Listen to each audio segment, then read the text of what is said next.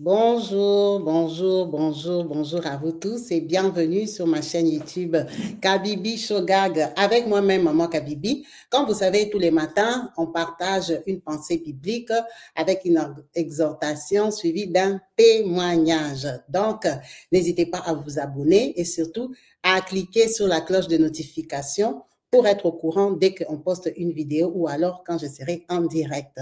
Merci beaucoup à vous tous qui n'avez pas hésité à rejoindre la chaîne. Comme vous savez, la chaîne s'agrandit. Merci à vous qui likez, à vous qui partagez et surtout à vous qui ramenez les témoignages. Alors, comme vous savez, dans notre programme, on commence toujours avec l'exhortation biblique, la prédication que le pasteur Ahmad nous fait honneur de nous partager tout le matin. Merci beaucoup, pasteur, que Dieu te bénisse.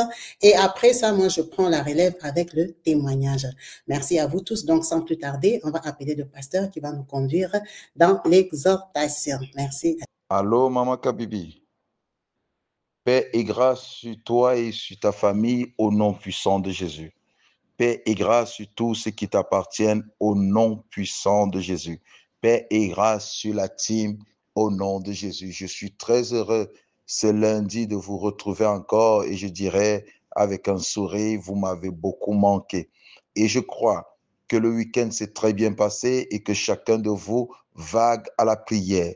Chacun de vous lutte pour récupérer ce qui lui appartient et chacun de vous obéit à cette orientation. À tous ceux-là qui obéissent ou à tous ceux-là qui nous rejoignent, ils doivent obéir à cette orientation. Toute la semaine, vous devez vous lever et prier pour récupérer ce qui vous a été volé. Vous verrez le miracle, vous vivrez le miracle. Je crois que des gens ont commencé à vivre le miracle, car le Seigneur dit, heureux celui qui croit sans avoir vu. Heureux celui qui croit sans avoir vu. La foi est une ferme assurance des choses qu'on espère, une démonstration de celles qu'on ne voit pas. Moi, je crois que je suis descendu du dos maléfique de toute personne maléfique et je crois que j'ai récupéré ce qui m'a été volé, ce qui a été volé à mon épouse. Ça, je le crois de tout cœur.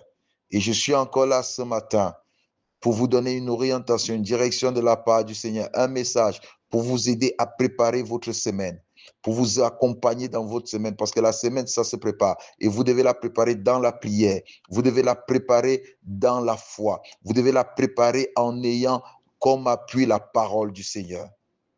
Que l'Éternel vous bénisse. Nous prions que le Seigneur envoie encore des milliers de personnes écouter cette chaîne, des milliers et des milliers de personnes prendre part à ce rendez-vous. Des milliers de personnes écouter ce message. Nous y croyons que nous sommes tous une famille bénie. Oh, prions pour la parole. Père, nous te bénissons. Nous te glorifions et nous élevons ton saint nom pour cette parole. Nous célébrons ton nom pour cette parole. Nous célébrons ta bonté parce que nous croyons que tu nous parles ce matin. Nous croyons éternellement, Dieu, que tu nous orientes et tu nous donnes une direction. Nous croyons que ta main est pesante sur nous. Reçois toute la gloire, Père, reçois l'honneur au nom de Jésus. Au nom puissant de Jésus. Le thème de ce matin est va. Oui, c'est le thème de ce matin, va. Toi qui écris, tu peux dire je vais. Ou toi qui écoutes, tu peux dire je vais. Donc c'est va. Jean chapitre 9, verset 1 à 7. Jean chapitre 9, verset 1 à 7. Vous connaissez peut-être l'histoire, mais nous allons la lire. Jésus vit en passant un homme aveugle de naissance. Notez que cet homme était aveugle de naissance. Ses disciples lui firent cette question, Rabbi, qui a péché, cet homme ou ses parents, pour qu'il soit né aveugle? Jésus répondit, ce n'est pas que lui ou ses parents ont péché, mais c'est afin que les œuvres de Dieu soient manifestes en lui. C'est afin que les œuvres de Dieu soient manifestes en lui. Il faut que je fasse, tandis qu'il est jour, les œuvres de celui qui m'a envoyé. La nuit vient où personne ne peut travailler. Pendant que je suis dans le monde, je suis la lumière du monde. Après avoir dit cela, il cracha à terre et fit de la boue avec sa salive, puis il appliqua cette boue sur les yeux de l'aveugle et lui dit, va et lave-toi au réservoir de Siloé, nom qui signifie envoyé. Il y a là, se lava et s'en retourna, voyant clair. Il y a là, le Seigneur dit va. Et c'est pourquoi ce matin, le Seigneur dit va. Ce garçon était né aveugle, il était né aveugle. Il n'avait rien fait, il n'avait pas péché, mais il ne voyait pas. Il ne voyait pas. J'ai reçu le témoignage d'un petit enfant qui m'a fait beaucoup mal. Cet enfant est né aveugle et on lui a posé la question de savoir s'il rêve. Il dit bien sûr il rêve, mais dans son rêve, il est aveugle. Dans son rêve, il est aveugle, c'est-à-dire cet enfant est aveugle la journée, il est aveugle la nuit. Il y a des gens qui sont aveugles. Il y a des gens qui n'arrivent pas à trouver ce qu'ils cherchent, de jour comme la nuit. Ils n'arrivent pas à voir même des rêves de leur avenir. Ils demandent au Seigneur, Seigneur, nous te supplions, parle-nous, parle-moi dans les rêves. Mais il ne reçoit aucun rêve parce qu'il est aveugle. Il y a des gens dans la journée, ils cherchent des choses, ils ne retrouvent pas parce qu'il est aveugle. Et aujourd'hui, cette semaine, le Seigneur te dit va, parce que le Seigneur va ôter cette cécité. Le Seigneur va te guérir de cet aveuglement spirituel, Des gens t'ont aveuglé afin que tu ne puisses pas voir ta bénédiction. Voir, c'est posséder. Voir, c'est posséder. Si tu ne vois rien, tu ne peux rien posséder. Et le Seigneur te dit cette semaine, c'est fini, tu peux sortir, tu peux aller. Tu peux aller, il est avec toi. Tu peux aller, partout où tu iras. Le Seigneur te montrera des choses. Ce que tu cherches longtemps sans voir, tu verras. Il dit à ce jeune homme, va. Il est né de naissance. Et le Seigneur a pris la boue, il a mis dans les yeux de ce jeune homme. Il lui a dit, va. Ce jeune homme ne s'est pas justifié. Il n'a pas dit, je ne sais pas où il y a le chemin. Je suis né aveugle, je ne connais pas le chemin. Non, il ne s'est pas justifié. Il n'a pas trouvé une excuse. Non, il n'a pas trouvé un échappatoire. Et toi, mon bien-aimé, tu ne trouveras pas d'échappatoire. Je le dis au nom de Jésus. Tu ne trouveras pas d'échappatoire. Tu dois t'élever et sortir. Ce que tu as pensé faire, tu dois le faire parce que le succès t'accompagne cette semaine. La réussite t'accompagne cette semaine. Tout ce que tu as renvoyé, tu as dit que tu allais faire cette semaine, le Seigneur m'envoie te dire, va et fais ce que tu as décidé. Des rencontres que tu as, va et tu auras ces rencontres. Des personnes que tu désirais avoir, il dit, va, tu vas les voir. Des personnes que tu n'as pas vues depuis, il te dit, lève-toi, tu lèveras. Lève-toi, va. Quitte du milieu où tu te trouves, sors du confort et va vers ta bénédiction. Aujourd'hui, le Seigneur ouvre tes yeux parce que tu verras ta bénédiction. Tu verras le chemin de la gloire. Tu verras le chemin de ta délivrance. Tu verras le chemin de ta paix. Et cette semaine est une semaine de marche. Cette semaine est une semaine de visitation. Cette semaine est une semaine de bénédiction. Cette semaine est une semaine de gloire. Cette semaine est une semaine de succès. Cette semaine est une semaine de délivrance. Cette semaine est une semaine de bonté où tu verras la bonté de Dieu. Lève-toi seulement, va. Peu importe les ténèbres, lève-toi, va. Peu importe les barrières, lève-toi, va. Peu importe les obstacles, lève-toi, va. C'est lui qui t'a dit d'aller. N'hésite pas, c'est lui qui t'a dit d'aller. Il t'a dit, va. Quand il te dit va, il est avec toi. Peu importe les obstacles. Il a dit à Abraham, lève-toi, va. Abraham s'est levé, il est sorti, il s'est retrouvé quelque part, on a pris sa femme, c'est l'Éternel qui l'a délivré, qui a délivré sa femme. Quand il te dit, lève-toi, va, c'est qu'il sera avec toi. Quand il te dit, lève-toi, va, c'est qu'il a préparé le lieu où il veut que tu ailles. Quand il te dit, lève-toi, va, c'est qu'il a préparé le cœur de cette personne. Quand il te dit, lève-toi, va, c'est que cet endroit est préparé. Quand il te dit, lève-toi, va, c'est qu'il y a quelque chose qui t'attend. C'est lui le pourvoyeur. C'est un bon père. C'est lui le pourvoyeur.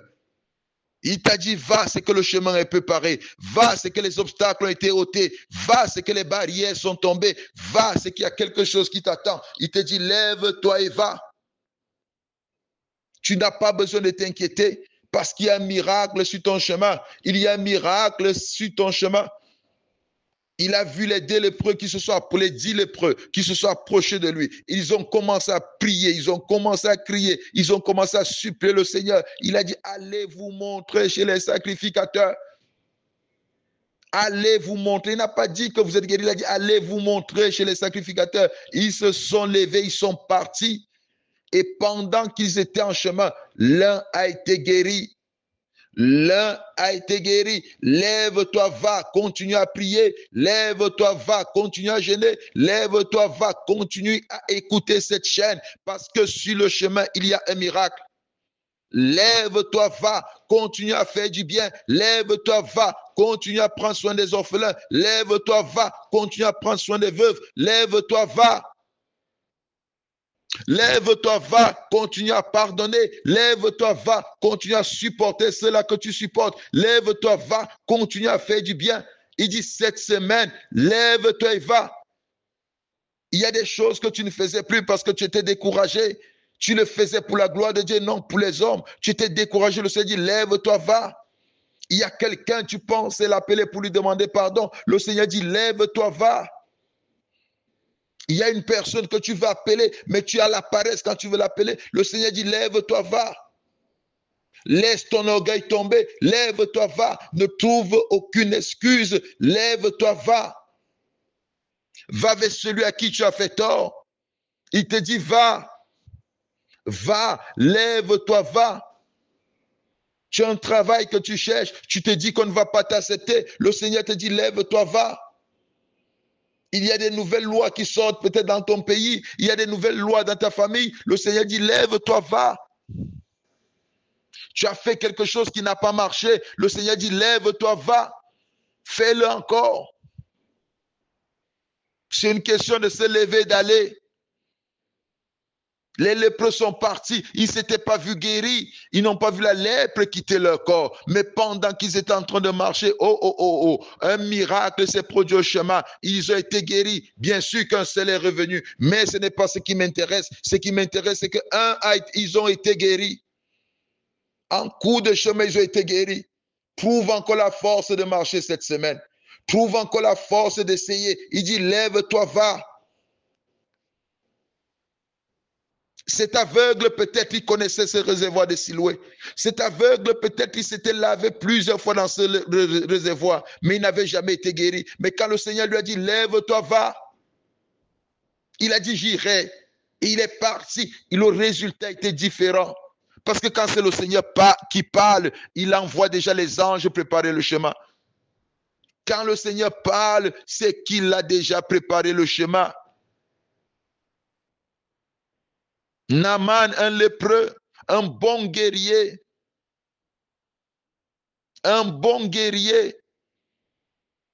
mais son corps était abîmé. Il pouvait renverser l'ennemi, l'Éternel l'utilisait, mais son corps était abîmé. Quand il est venu voir Élisée, Élisée lui a dit, va au Jourdain. Lève-toi et va au Jourdain. Je n'ai pas besoin de te voir. Va au Jourdain. Tu n'as pas besoin d'entrer dans ma maison. Va au Jourdain. Le Seigneur qui a travaillé avec Élisée est capable encore de travailler et il travaille encore. Élisée s'est levé, il est parti. Il est parti au Jourdain et il a été guéri. Tout le monde à qui le Seigneur a dit, lève-toi et va. Et il a obéi. Il a vu la main de Dieu. Il a vu la gloire de Dieu. Il dit à Abraham, je ferai de toi le père d'une multitude. Va. Va, il est parti.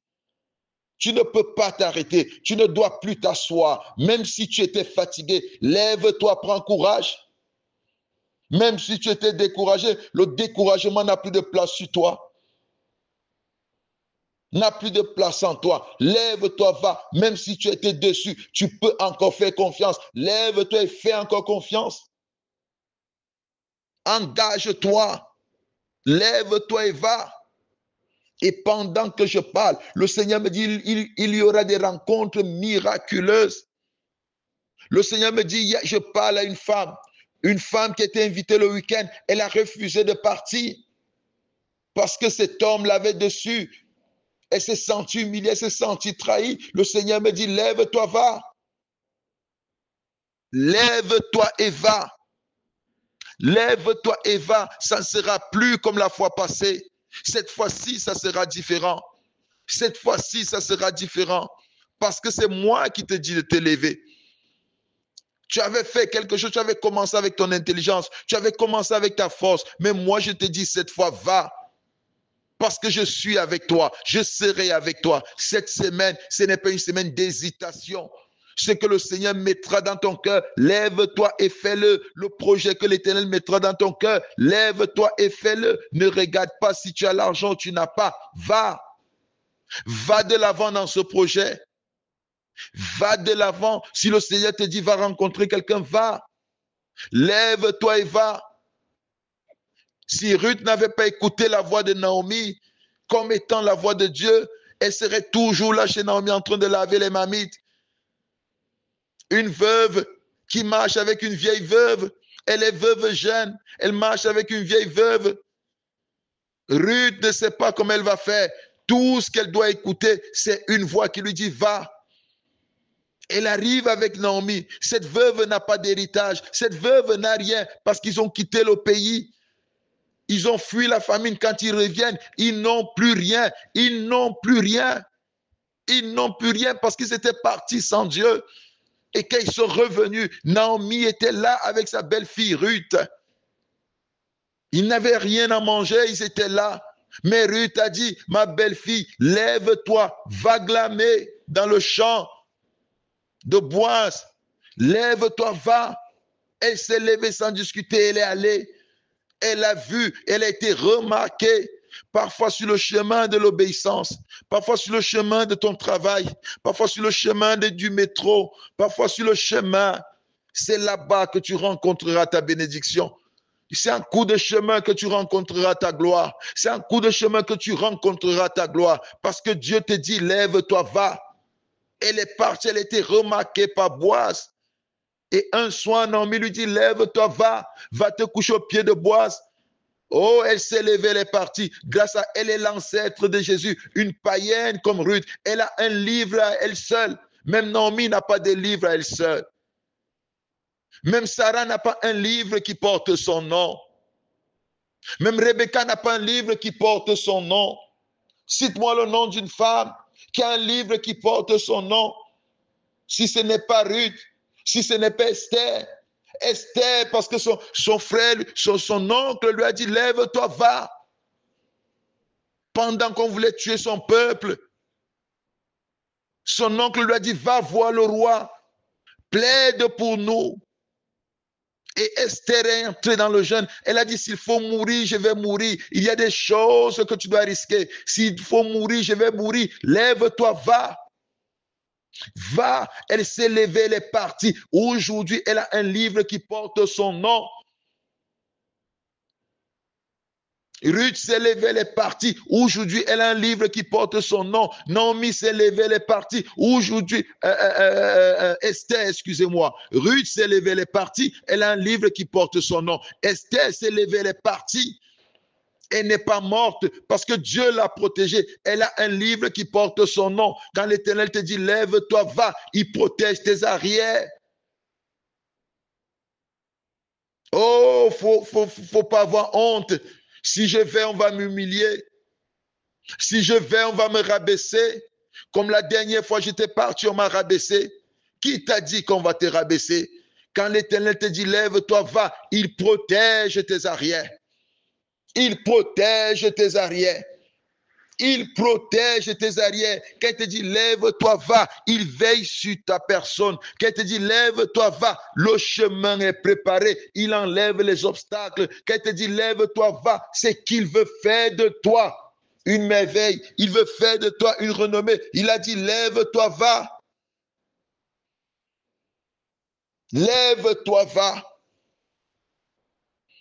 Cet aveugle était là. Personne ne lui avait parlé ainsi. Mais il a écouté la voix de quelqu'un, la voix d'un Dieu. Lève-toi et va.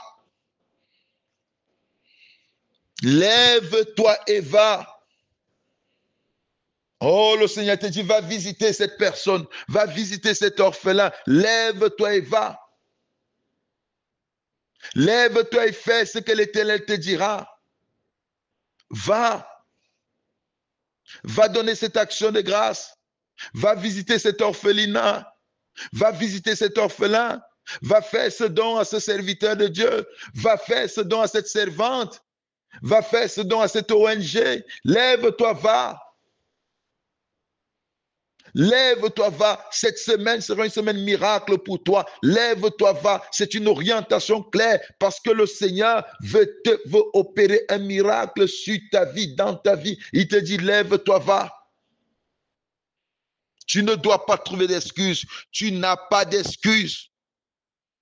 Tu n'as pas d'excuses. Esther était là. Elle voulait trouver des excuses. Elle voulait commencer à se justifier. Non, je ne peux pas y aller parce que le roi ne m'a pas invité dans sa maison. Je ne peux pas y aller. Il est dit, si tu vas et qu'il ne t'a pas invité, tu vas mourir. Elle a dit, pour pardon, je n'ai pour moi, pour que j'ai du courage. Oh, mais elle s'est levée, elle est partie. Va, va. Je dis le plan que tu as dans ta tête là, va. Ce que l'Éternel a mis dans ton cœur, va. Ne t'arrête pas. Lève-toi et va. Parce qu'il dit à Abraham, je bénirai ceux qui te béniront. Oui, la promesse d'Abraham est notre promesse. C'est le même Dieu qui a parlé à Abraham, qui est notre Père aujourd'hui. Il dit aussi, ceux qui te béniront seront bénis. Ceux qui te béniront seront bénis. Il te dit simplement, lève-toi, va. Cette semaine, c'est une opération. On se lève et on va. On se lève et on va dans la prière. On se lève et on va dans le jeûne. On se lève et on va à un rendez-vous. On se lève et on va déposer un dossier. On se lève et on va parler à la banque. On se lève et on va visiter notre compte. On se lève et on va faire du bien. On se lève et on va pardonner. On se lève et on va. Lève-toi et va. Il t'attend. Lève-toi et va. Il t'attend. Ne t'assois pas. Arrête de pleurer. Lève-toi et va prendre une douche. Lève-toi et va te faire belle. Anne est en train de pleurer. Elle est en train de pleurer. Elle voulait que l'Éternel lui donne un enfant. Mais le serviteur lui dit, lève-toi, va.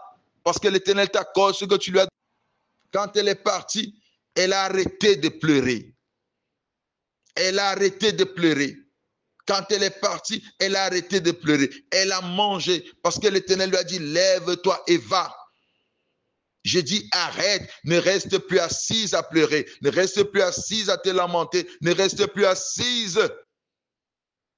Ne reste plus assis là à pleurer, à te lamenter, à dire, je ne suis rien. Tu es une personne. Tu es quelque chose. Oui, je suis en train de te dire, personne ne va résister quand tu vas t'élever. L'Éternel prépare des cœurs, des hommes et des femmes qui seront disposés à te faire du bien, des hommes et des femmes qui seront disposés à te servir, des hommes et des femmes qui seront préparés pour t'accorder ce que ton cœur désire. Quand le Seigneur te dit, lève-toi, va, enlève l'inquiétude. Quand il te dit, lève-toi, va, quelque chose se prépare. Quand il te dit, lève-toi, va, c'est qu'il a préparé des hommes à t'obéir. Il est en train d'entrer à Jérusalem. Il envoie ses disciples. Il est dit, allez dans cette ville, vous trouverez un anon attaché. Amenez-le. Il dit, vous trouverez un anon attaché. Dites que le maître en a besoin, amenez-le. Quand ils sont partis, ces hommes ne connaissaient pas ses disciples. Ces hommes ne connaissaient pas de quel maître il s'agissait. Mais ils sont partis. Ils sont partis. Ils ont dit, le maître en a besoin. On a laissé l'anon partir. On a laissé l'anon partir. Parce qu'ils ont obéi. Le maître a dit, va. Oh, je peux te parler de beaucoup de personnes. Je peux te parler de Saoul. Je peux te parler du grand Saoul. Saoul qui n'était rien. Saoul qui n'était absolument rien. Le dernier d'une famille. Sa tribu était la dernière de toutes les tribus. Sa famille était la dernière de toutes les familles de cette tribu. Et lui, il était le dernier. Mais son père lui a dit, va chercher les anons. Lève-toi, va chercher les anons. Il s'est levé, il est parti. Et quand il revient dans la maison de son père, il revient roi. Il s'est rencontré avec la royauté. Sur le chemin, tu peux rencontrer ta gloire. Sur le chemin, tu peux rencontrer ton succès. Sur le chemin, tu peux rencontrer ta délivrance. Sur le chemin, tu peux rencontrer ce que ton cœur désire. Sur le chemin, tu peux rencontrer, quand le Seigneur te dit, lève-toi, va, c'est qu'il te prépare un miracle. Quand le Seigneur te dit, lève-toi, va, c'est qu'il y a quelque chose qui t'attend. Quand il te dit, lève-toi, parle de moi, il y a quelque chose qui t'attend. Le Seigneur n'envoie pas en vain. Il n'envoie pas sans provision. Il ne va pas t'envoyer sans force. Il ne va pas t'envoyer sans intelligence. Il ne va pas t'envoyer sans pouvoir. Il envoie toujours. Il dit à Moïse, lève-toi, va délivrer mon peuple. Je suis avec toi. Il a donné à Moïse une puissance. Moïse est parti. Aucun sorcier, aucun magicien ne l'a résisté parce que le Seigneur a dit, lève-toi et va. Quand le Seigneur t'envoie, toutes les résistances tombent. Les portes qui ne s'ouvraient pas s'ouvrent. Les cœurs qui n'étaient pas inclinés en ta faveur s'inclinent en ta faveur. Quand le Seigneur te dit, lève-toi, va. Quand le Seigneur te dit, lève-toi, va. Il dispose des hommes à ta faveur. Oh, que le Seigneur le fasse avec toi au nom de Jésus. Que le Seigneur te le fasse avec toi. N'hésite pas. S'il te dit, prends ton téléphone, appelle. Appelle. Oh, ne dis pas, j'ai appelé hier, il n'a pas répondu. J'ai beaucoup appelé, il n'a pas répondu. Appelle encore. Parce que le Seigneur te dit, cette fois-ci, ma fille, mon fils, c'est moi qui te dis, fais-le. C'est moi qui te dis, fais-le. Cette semaine, quand tu sors de ta maison, tu vas avec assurance que le Seigneur m'a dit d'aller au travail. Si tu as un dossier à traiter, tu sors avec assurance. Tu dis, le Seigneur m'a dit que je dois aller. Si tu as quelqu'un à rencontrer, tu te lèves et tu vas avec assurance et tu dis, le Seigneur m'a parlé, il m'a dit, va. Si tu as quelque chose à faire, un dossier à traiter, vas-y parce que le Seigneur est avec toi. Et moi, je suis là, je t'attends. J'attends que tu me racontes comment ça s'est passé. Parce que ça va très bien se passer. J'attends que tu me racontes le miracle que tu as vécu. Parce que tu vivras ces miracles. Tu le rencontreras, ces miracles. Il est sur ton chemin. Il est sur ton chemin. Il est sur ton chemin. Quand le père de David a dit, lève-toi, va donner la nourriture à tes frères. David s'est levé, il est parti donner la nourriture à ses frères. Il a rencontré Goliath, il a terrassé Goliath parce que la provision de Dieu était sur lui. Ce Dieu ne change pas. C'est un bon père. Il te dit, ma fille, ne t'inquiète pas. Mon fils, ne t'inquiète pas. Lève-toi et va. Lève-toi et va. Ne te décourage pas, Maman Kabibi. Lève-toi et va de l'avant. Va de l'avant avec cette chaîne. Va de l'avant avec ton ONG. Va de l'avant. Va de l'avant avec tes projets. Je parle à une femme qui m'écoute, qui a un projet. Va de l'avant. Ne te décourage pas, ne recule pas. Lève-toi et va de l'avant. Lève-toi et va. Personne ne va t'arrêter. Lève-toi et va. Personne ne va t'empêcher. Lève-toi et va. Lève-toi et va. Parce que tu es un vainqueur. Lève-toi et va. Parce que la victoire t'attend. Lève-toi et va. Parce que la gloire t'attend. Il y a des bonnes choses qui t'attendent cette semaine. J'ai besoin que tu puisses croire en cette semaine. J'ai besoin que tu puisses croire que c'est une semaine de bénédiction pour toi. Qu'elle est une semaine de gloire pour toi. Qu'elle est une semaine préparée par Dieu pour toi. J'ai besoin que tu puisses croire que cette semaine est remplie d'une onction particulière. Cette semaine, l'opposition tombe. Cette semaine, l'obstacle tombe. Cette semaine, des portes s'ouvrent. Cette semaine, des cœurs sont inclinés à ta faveur. Cette semaine, la délivrance est disponible. Cette semaine, tes yeux s'ouvrent. Les écailles tombent de tes yeux et tu sauras reconnaître qui est l'heureux et l'heureuse élu. Tu sauras reconnaître que cette opportunité est bonne et tu la saisiras. Cette semaine, tu sauras reconnaître tout ce qui est bon pour toi. Et tu sauras reconnaître aussi qui sont tes ennemis, qui sont ceux-là qui se sont dressés comme tes ennemis. Tu sauras reconnaître aussi Quel est ce problème que tu es en train de traverser? Quelle est la solution? Je dis, cette semaine est une semaine où tes yeux s'ouvriront.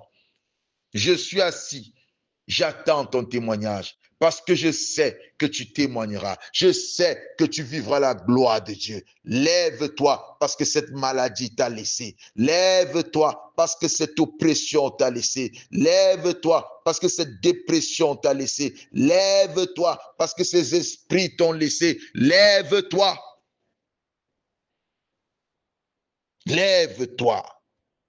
Lève-toi et va. Lève-toi et va. Lève-toi et va. Le Seigneur est avec toi. Il ne t'a pas abandonné. Il te protège. Il veille sur toi. Oh, que la main du Seigneur soit sur vous. Que la gloire du Seigneur s'élève sur vous. Que l'Éternel vous fasse grandement du bien. Je prie que cette semaine soit une semaine de miracles. Soit une semaine de succès. Soit une semaine de délivrance. Que Dieu vous bénisse abondamment. Qu'il vous fasse grandement du bien et qu'il veille sur vous et sur vos familles. Au nom de Jésus-Christ. Amen. Maman Kabibi, à toi l'antenne. Nous allons passer au témoignage de Maman Gina qui vient témoigner la gloire de Dieu dans sa vie, qu'il a retiré des griffes de sa belle-sœur. Son histoire commence au Congo démocratique, dans la ville de Kinshasa. On parle de M. Pierre, qui, lui, a travaillé avec le feu président Mobutu en tant qu'homme politique. Il avait pour épouse Maman Sifa, avec qui ils ont eu 5 enfants, 3 garçons et 2 filles. On va parler des aînés. Il y a Thérèse, qui est la fille aînée, et Coco, qui est le deuxième garçon. Ils évoluent jusqu'à ce que M. Pierre change d'avis. Il décide d'épouser une deuxième femme.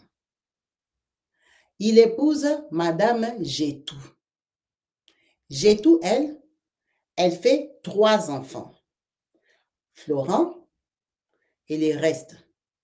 On va plus parler de Florent qui nous intéresse dans cette histoire. Donc, ils évoluent. Les 2 femmes se font la guerre, les palabres. Vous comprenez bien que Maman Sifa ne veut pas laisser la place. Elle ne veut pas laisser la place. Elles se battent, mais le papa les installe toutes les 2. Il a 2 femmes officielles. La politique se passe très mal. Il est obligé de quitter le pays. C'est comme ça que, quand il va se présenter à l'ambassade des États-Unis, on lui a donné les visas que pour une seule famille, qui est la femme légitime, qui est Maman Sifa. Donc, avec Maman Sifa et les 5 enfants, ils vont tous aux États-Unis. Tout ce que je vous raconte là, les enfants dont on parle, ils sont à bas âge de moins de 12 ans. Moins de 12 ans. Elle avait déjà accouché 5 fois. Ce sont des jeunes. C'est vraiment au début de la politique de Mobutu. C'est comme ça qu'ils déménagent, ils vont aux États-Unis, ils arrêtent la politique, ils commencent à travailler. Maman Sifa s'intègre. Maman Gétou, elle reste abandonnée avec les enfants. Petits enfants. Ça veut dire que Maman Gétou, avec ses 3 enfants, elle galère à Kinshasa. Le monsieur est parti plusieurs années. Il les a recontactés quand son fils est né. Florent avait 14 ans. C'est quand il reprend contact avec son papa. On suppose qu'il a eu peut-être les papiers, il s'est un peu stabilisé. Il a ressurgi sur la planète Terre.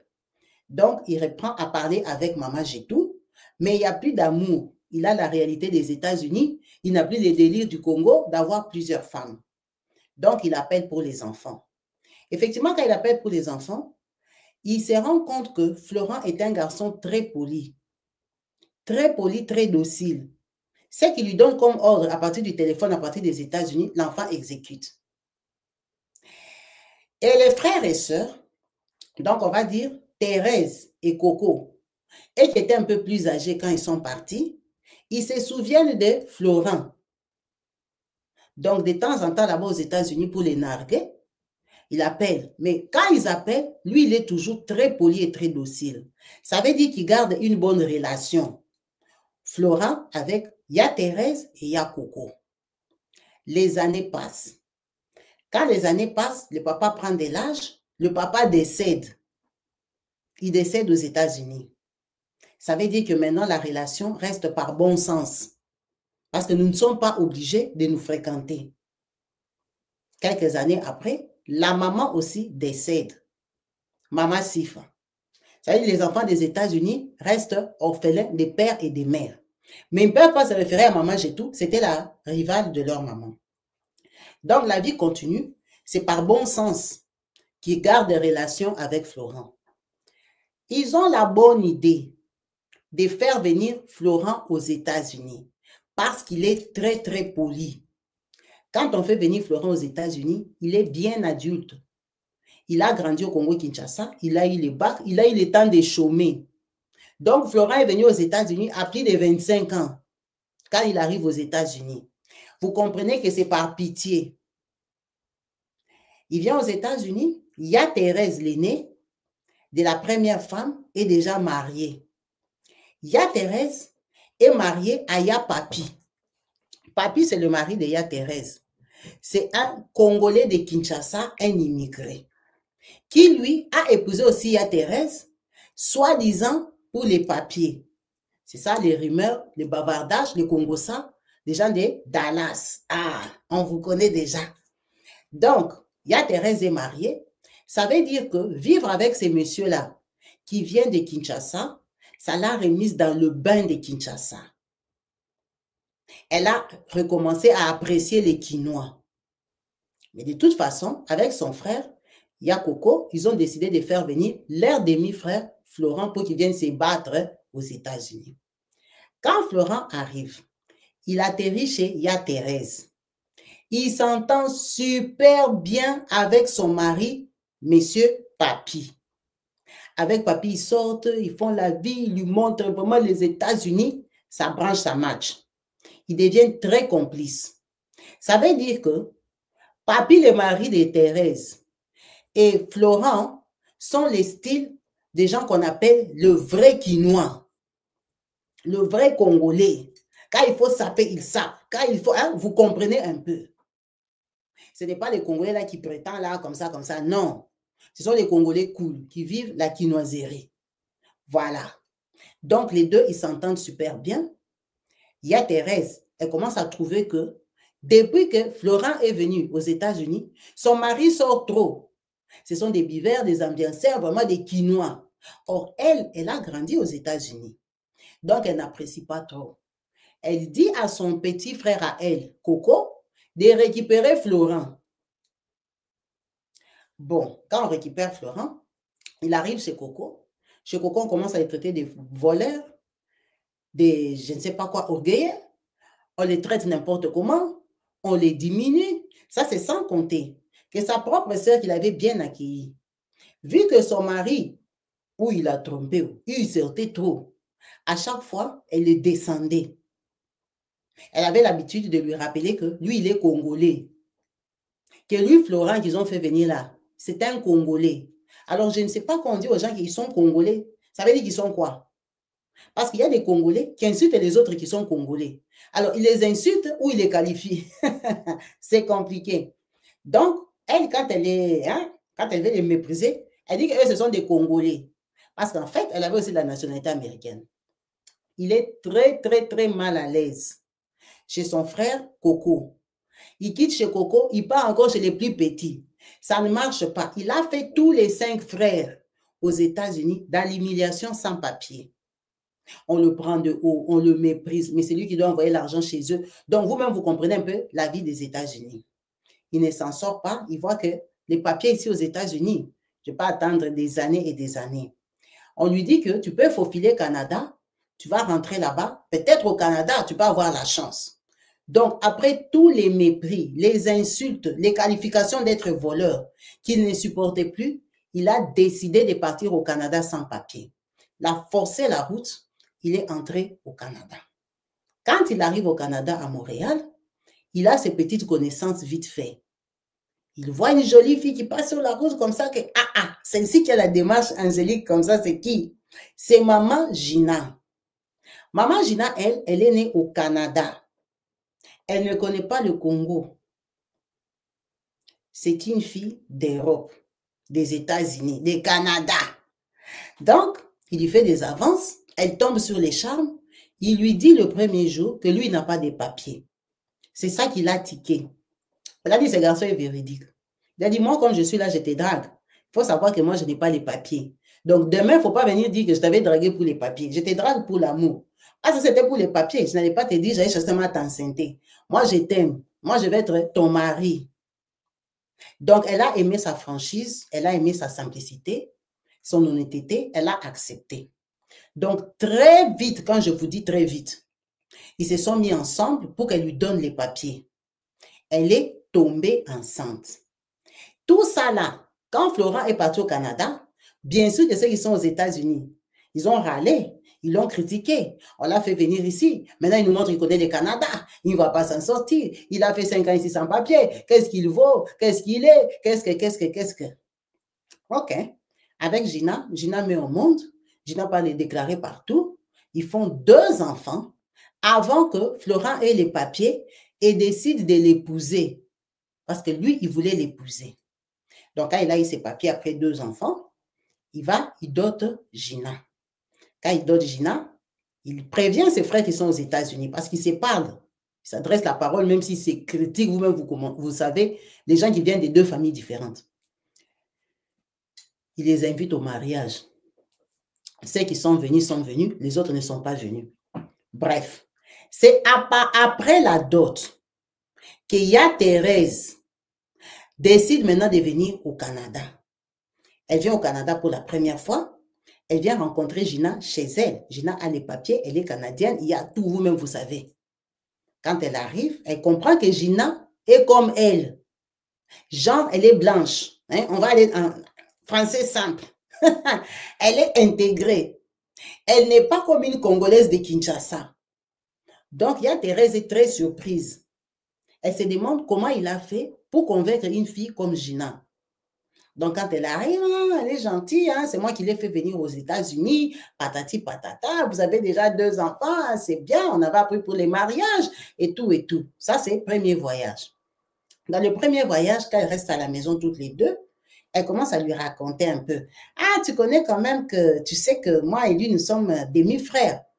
Elle était d'abord surprise. Elle dit, ah, bon, je sais pas, je sais que tu es sa sœur. Ah, en tout cas, c'est mon demi-frère. Lui, c'était l'enfant de maman Gétou. Moi, ma mère, à moi, elle est déjà décédée. Hein. Je ne sais pas si tu avais expliqué. Elle dit, non, il ne m'avait pas expliqué. Pendant qu'il avait expliqué. Ah, moi, ma mère, elle est décédée. Sa maman, c'était une 2e femme. En tout cas, sa maman avait beaucoup fait souffrir notre maman à l'époque. Mais tu vois comme Dieu fait ces choses. Quand papa devait voyager, il a voyagé avec notre maman. Donc, elle recommence l'histoire au début. Ah, c'est la belle-sœur, la grande sœur. Elle veut peut-être expliquer, clarifier dans la famille. Elle a seulement écouté. Ça passe. Demain, sa maman avait un mauvais cœur, cette femme-là. Sa maman s'est décapée. Donc, c'est Thérèse qui vient lui expliquer que la maman de son mari Florent, c'était une fausse brune de peau. Elle s'est décapée, la peau, sa peau même s'est déchirée tellement elle était brune. Elle se demande comment elle est déjà devenue. Elle a torturé leur maman dans le mariage. Mais Dieu est tellement juste que leur maman était partie aux États-Unis. Patati patata. Ça, c'est le 2e jour. 3e jour. Oh, comme il est là, c'est l'amour fraternel qui a fait que je l'ai amené aux États-Unis. Aux États-Unis, il souffrait. Hein. Il a eu les difficultés. Dieu merci, tu lui as donné les papiers. Comme toi, tu es canadienne, moi aussi, je suis américaine. C'est normal. Moi aussi, j'avais donné les papiers à mon mari. Donc, à un moment, tu ne sais pas si la grande sœur là, elle est devenue ta copine ou vous devez parler de quoi. Ça, c'est le premier voyage. Premier voyage, là, elle leur dit, hein, comme j'ai terminé ici à Montréal, je vais aller à Toronto. Non, c'est même pas à Montréal. À Montréal, là, toujours. Elle connaît un autre couple. Un autre couple des frères. Enfin, des frères à eux, hein, des gens, on va les appeler frères. Elle connaît un autre couple de Charles et Élodie. Charles, c'est l'ami de son mari à elle. C'est un Quinois. Elle est américaine. Donc, Charles, c'est un Quinois. Elle le connaît et tout ça. Donc, dans son séjour à Montréal, elle voit Charles 2, 3 fois, mais en dehors de la maison. OK, ça passe. Premier voyage, elle est partie. Directement, elle revient encore, peut-être 4 mois après. Ah, vraiment, Montréal, patati patata, elle est venue. Maintenant, elle me dit, maman Kabibi, moi, mon mari ici, il est très courageux. Très courageux. Elle m'a dit, elle ne va pas me dire le business que son mari fait, mais elle va comparer ça à une boulangerie. Je prends exactement l'exemple que tu m'as donné. Elle m'a dit, supposons que c'est une boulangerie. Mon mari a un business de ce genre. Mais je ne vais pas te dire parce que je ne sais pas si ma belle famille te suit. Donc, son mari a un business, on va dire qu'il a une boulangerie. Mais à l'époque, là, quand on lui a donné les papiers, il travaillait peut-être dans la boulangerie. Il a appris le métier et tout ça. Donc, quand elle revient le deuxième tour, elle la trouve enceinte de son troisième enfant. Ah, vraiment, tu es enceinte et tout et tout. Elle accouche de son enfant. Le deuxième voyage, quand elle est venue là, elle est chez elle, quand elle reste deux, elle commence à lui parler de l'ex de son mari à elle qui est resté aux États-Unis. Ah, tu ne sais pas. Tu sais, Florent, quand elle était chez moi, Dieu lui a fait grâce. Il est tombé sur une fille bien comme toi. Il sortait avec une fille là. Quand il était aux États-Unis, Léa. Et la façon qu'il courait après cette Léa là, elle ne te valait même pas. Léa n'était pas comme toi. C'était les filles de Kinshasa, là, les filles de Kinshasa, basse classe, et tout, et tout. Mais c'était quand même une fille qui avait du cœur. Hein. Elle savait cuisiner. Tu sais que Léa, patati, elle dit, imagine, la grande sœur de ton mari, dans ta maison, qui est en train de te parler de l'ex de ton mari aux États-Unis. L'ex. Il dit c'était une fille sauvage. Hein? Elle avait des qualités, mais elle était sauvage. Je me rappelle à un moment, il avait dragué une fille. C'était même qui elle s'appelait. C'était une Ivoirienne, Aurélie. La Léa, là, quand je te dis c'était une Congolaise, elle est partie taper la Aurélie, là. Elles se sont bagarrées, vraiment. Il avait eu raison de partir. Ça fait partie des raisons pour lesquelles il a quitté les États-Unis. Hein. Il est venu ici. Oh, Dieu merci, il est tombé sur toi. Ah, toi, tu es ma belle-sœur. Tu vas me dire tout ça, là, pourquoi? Elle a accouché du troisième enfant. Ils ont décidé d'aller à la mairie. Donc, ils sont partis maintenant se marier, patati patata, parce que son mari voulait qu'il ait l'argent pour faire un bon mariage. Ils ont fait le mariage. Après le mariage, elle est enceinte du quatrième enfant. Vous comprenez que tous les voyages là, la grande sœur, quand elle vient, elle voit leurs amis Charles et Élodie. Donc, eux, ils ne les connaissent pas officiellement. Elle part faire visite là-bas. Ce sont ses relations. OK? Et puis, elle est beaucoup plus âgée que Gina. Donc, on va dire, si à l'époque, là, Gina a 32 ans, il y a Thérèse, elle a déjà payé les 44 ans, 45 ans. Ce n'est pas son amie. C'est vraiment la grande sœur, vraiment grande sœur. On les avait mis au monde avant que leur papa prenne une deuxième femme. Donc, elle est vraiment plus âgée que son mari. Son mari la respecte. La preuve, c'est elle qui l'a amenée aux États-Unis. C'est la grande sœur. Donc, elle ne peut pas faire l'amitié avec les amis de la grande sœur. Elle suppose que ce sont des papas. Quelqu'un qui est l'ami de son mari, elle est déjà vieille. Donc, on ne peut pas les connaître. Elle est dans son coin. Quand elle met au monde son troisième enfant, après le mariage, elle est très reconnaissante à Dieu parce que leur vie, ça va très bien. Son mari, les business donnent et tout ça. Ils ont décidé d'être des croyants. Tout ça que je vous raconte, ce ne sont pas des frères. Ce sont seulement des gens, bon, on connaît Dieu, on prie de temps en temps, on fait la vie, voilà, normal. Mais ils se sont rendus compte qu'ils sont bénis. En fait, elle est tombée sur un gars bien. Ils ont commencé à prier et deux. Elle a dit, moi, avec mon mari, on s'est réveillé un matin comme ça. On a vu que tout ça là, c'est inutile et tout ça. Il avait autre chose à faire. Il s'est investi. Il a investi l'argent et tout. On a commencé à prier. On a décidé d'être sérieux avec la parole de Dieu parce que beaucoup de gens connaissent la parole de Dieu, mais ils négligent. Ça, c'est au troisième enfant, après le mariage, et il venait de commencer la société. Là, on va dire officiellement, il a ouvert sa propre boulangerie. Elle accouche le quatrième enfant. La grande sœur la vient encore. Oh, maintenant, comme tu as accouché le quatrième enfant, là, tu comptes faire quoi? Elle lui dit, bon, moi, je lève d'abord les enfants sont petits, les enfants sont bébés, tout ça. Mais une femme doit se bouger, hein. C'est la modernité, hein? C'est nos mamans qui ne faisaient rien. Regarde comment elles ont subi. Regarde sa mère à lui. Elle ne faisait rien dans la vie. C'est pour ça que papa l'avait larguée comme ça. Elle est restée là-bas à Kinshasa, souffrir avec les enfants. Si ce n'était pas moi, je n'allais pas les faire venir ici. Et il n'allait pas avoir la vie qu'il a aujourd'hui. Patati patata. C'est parce qu'il y a des gens comme moi qui ont des bons fonds. Tu vois, l'amour fraternel, comme eux là, comme ça sont les enfants d'une femme qui faisait souffrir notre maman, on n'était pas obligé de les faire venir, patati patata. Donc, elle commence à composer la fille. Jean, tu dois aller travailler. Ah, maman, toi, tu viens dans notre ménage. Tu nous dois nos enfants. Mon mari travaille. Elle dit, tu vois, mon mari, c'est un Congolais. Mais un Congolais qui, pour lui, c'est lui qui doit gagner l'argent pour nourrir sa famille. Mon mari a vu sa mère souffrir. Donc, il ne veut pas que sa femme souffre. Il ne veut pas. Il veut que... Donc, il a les souvenirs qu'il a que sa maman galérait pas. Donc, lui, le fait seulement de savoir que moi, je n'ai pas allé travailler, il a l'impression que c'est la souffrance là que lui, il vivait qui veut m'imposer. Donc, il imagine maintenant ses enfants, comment ses enfants vont me voir moi. Mon mari me dit toujours que le jour que je ne saurai plus, je vais te dire, ma chérie, que j'ai besoin de ton aide. Pour le moment, Dieu me donne la force. Toi, prie seulement. Toi, prie seulement, moi je me bats, encadre les enfants et tout. Donc, il a été traumatisé par voir que son papa était riche et puis eux, ils sont restés pauvres. Il a grandi dans la pauvreté, il a galéré pour avoir le bac. Et aujourd'hui, on insulte les Quinois. Pendant que eux tous, ce sont les enfants du même politicien. Reconnu, hein? Bref. Donc, elle vient faire du genre moral. Une femme doit travailler, une femme, ça ne reste pas à la maison, une femme, et tout ça. Maintenant, sa belle-sœur là, quand elle vient, elle est le genre, ah, moi, je vais manger dehors, ne t'inquiète pas. Aux États-Unis, on mange que les fast-food et tout. Je vais manger dehors, je vais manger dehors, je vais manger dehors. Bon, c'est une grande sœur. Tu vois, comme ça, à lui imposer que grande sœur vient manger la semoule. L'essentiel que toi, tu as proposé, elle a refusé. Donc, la grande sœur fait sa vie quand elle vient à Montréal. Elle part. Maintenant, lui, son mari, Florent, elle, son mari à elle, maman Gina. Florent, dans son tourniquet là-bas à Montréal, il part rencontrer Charles. Alors, c'est sa grande sœur qui lui a présenté Charles. Elle ne sait pas. Mais elle sait qu'elle sait et qu'il a rencontré Charles tout seul. Dans un mouvement d'hommes seulement, de Congolais, il a rencontré le fameux Charles. C'est un Zaïrois.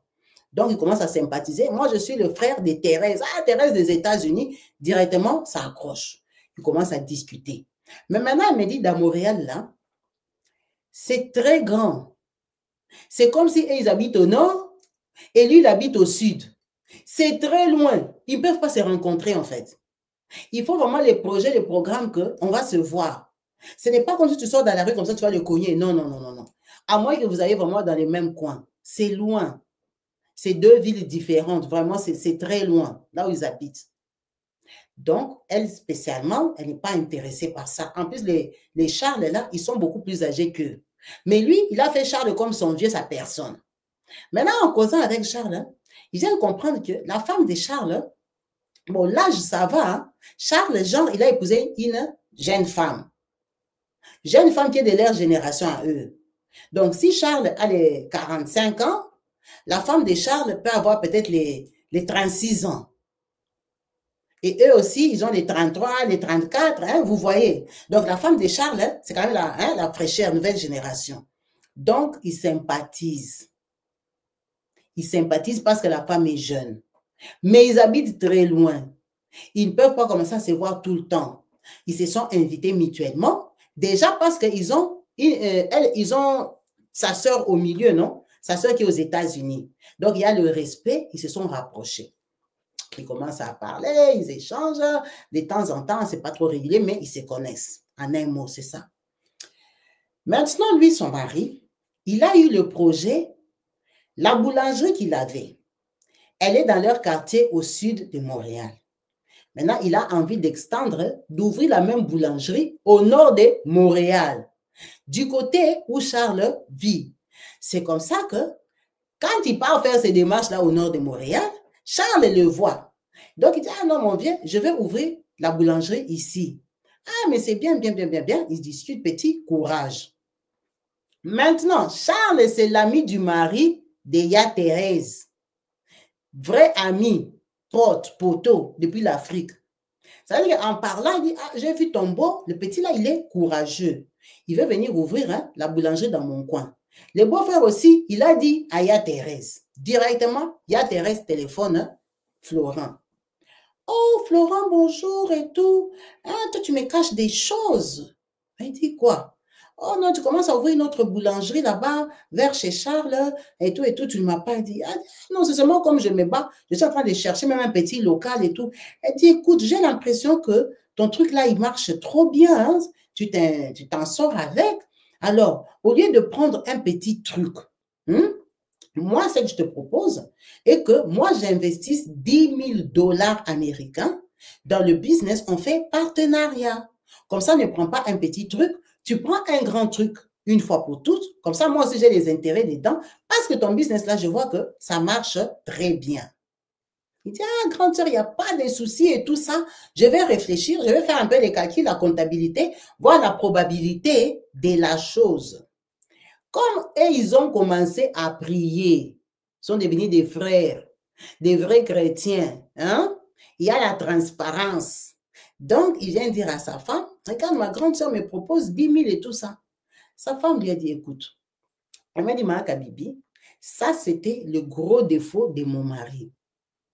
Tu vois, quand on disait que mon mari, il est quinois, sa grande soeur lui disait qu'il est quinois là. Dans son comportement là, je ne sais pas si c'est comportement quinois ou c'est le comportement de mon mari. Elle dit, tu vois, mon mari, il peut avoir 100 $. Il a besoin de 100 $. Si il entend que Kabibi prête l'argent aux gens, il viendra emprunter 500 $ chez toi, mais il n'en a pas besoin. Mon mari, elle dit, c'était comme un opportuniste. Donc, il a son argent. S'il voit qu'il a l'occasion de te demander ou d'emprunter, il va te demander. Elle dit, mon mari n'empruntait des choses pour rien. Même dans son propre business, tu vois, il dit, l'argent là. Donc, tu vois même les publicités qu'on fait, hein, sauf un code écrit. Toi, tu es en train d'épargner l'argent à la banque, comme nous sommes là. Tu épargnes ton argent, tu dis, chaque mois, je mets 50 €, 50 € à la banque. Pour qu'à la fin de l'année, j'ai mes 300 € ou 600 € ou combien d'euros que tu vas épargner. Maintenant, tu n'es pas à découvert. Toi, tu as quand même l'épargne. Mais les gens comme des Sofinco, ça c'est côté France, les 7LM, tous ces gens-là qui prêtent l'argent aux gens avec intérêt, t'écrivent les courriers que, oh madame, comme tu es là, tu remplis les critères de quelqu'un à qui on peut payer 1500 €. On peut te prêter 1500 €. Tu vas nous rembourser petit à petit, même pendant 2 ans, pendant 3 ans. Pendant 3 ans, les 1500 seront 3000. OK? Maintenant, dit, tu vois, mon mari, il n'a pas besoin de 1500, mais il va prendre les 1500. Parce que seulement c'est l'argent. Elle dit, tu vois un peu l'état d'esprit qu'il avait. Donc, lui, c'est les gens, il a les épargnes dans la banque. Le banquier voit qu'il est capable d'épargner 50 € chaque mois. Il dit, le mec, ici, si je lui donne 2000 € de crédit, il va me les rembourser comme ça en 2 ans. Ça va me mettre l'intérêt de ça. Le banquier le téléphone, dit, oh, monsieur, si vous avez besoin d'argent, je peux vous prêter 2000 €. Hein. Il va te dire, prête-moi 2000 €. Donc, pour lui, quand il entend seulement, l'oreille seulement entend l'argent, il dit, ah, mbongo, donne seulement, on prend seulement. On prend seulement l'argent. Donc, c'est comme ça qu'il fonctionnait. Donc, quand sa sœur l'appelle pour lui donner 10 000 €, lui, il ne réalise pas que c'est sa sœur qui va rentrer maintenant dans ses calculs. Lui, il entend seulement 10 000 $. Il dit, hein, elle veut me donner 10 000 $, qu'elle donne 10 000 $. Elle a dit, Maka Bibi, je me suis levée, ce n'était pas mes affaires. J'ai dit, jamais, tu ne vas pas prendre les 10 000 $. Oh, pourquoi? Tu ne vas pas prendre, toi, tu n'as pas besoin de 10 000 $. Toi, tu faisais ton commerce, tu faisais ton plan, tu as épargné, tu allais regarder, tu sais déjà que l'argent que tu as dans ton compte suffit pour ton affaire. Pourquoi tu veux prendre ces 10 000 $? Oh, c'est l'argent, effectivement, on peut investir, elle aura seulement 10%. Il a dit, pourquoi tu veux prendre son argent? Elle a dit, Dieu merci, à l'époque, on priait déjà. J'ai eu mon mari côté que ne mélangeons pas l'argent avec les gens qu'on ne connaît pas. Ta soeur et son mari ne sont pas des croyants. Quand je l'ai ramené à la parole de Dieu, le contentement, faisons pour nous. Dieu bénisse notre couple. Pourquoi tu veux faire entrer les gens dedans, papa? Elle a dit, tu vois, si on ne priait pas à l'époque là, mon mari n'allait pas accepter parce que lui, l'argent, c'est sa sensibilité. Quand il entend seulement l'argent qu'il peut prendre, l'argent, c'est la dette. Lui, il veut seulement prendre. Elle a dit, son mari a écouté. Mais elle pense qu'il avait déjà dit oui à sa sœur. Maintenant, quand il a écouté elle, ça veut dire que c'est devenu non. Quand il rentre dire à sa sœur que non, il a regardé, bon, ça ne sera plus possible, sa sœur a dit non, c'est ta femme qui a refusé. Sa sœur a directement conclu comme ça, elle a dit à son mari, non, non, non, non, c'est ta femme qui a refusé. Oh, oh, oh, il a dit, c'est ta femme qui a refusé. Ce n'est pas possible que tu viennes me dire non aujourd'hui. Donc, la grande sœur s'est fâchée. Elle s'est fâchée, elle est restée dans son coin, elle est devenue froide. Genre, ta femme, elle me combat au nom de rien du tout. Ils ne se sont pas dit ça officiellement, mais elle lui a prouvé que c'est ta femme qui a refusé. Ah, lui aussi, il est resté à la maison parce que la vérité aussi, c'est elle qui avait refusé. Donc, il continue la vie. Le temps passe. Et avec les Charles, comme son mari, maintenant, il a 2 business, ça lui prend la tête, il n'a plus le temps pour les amis.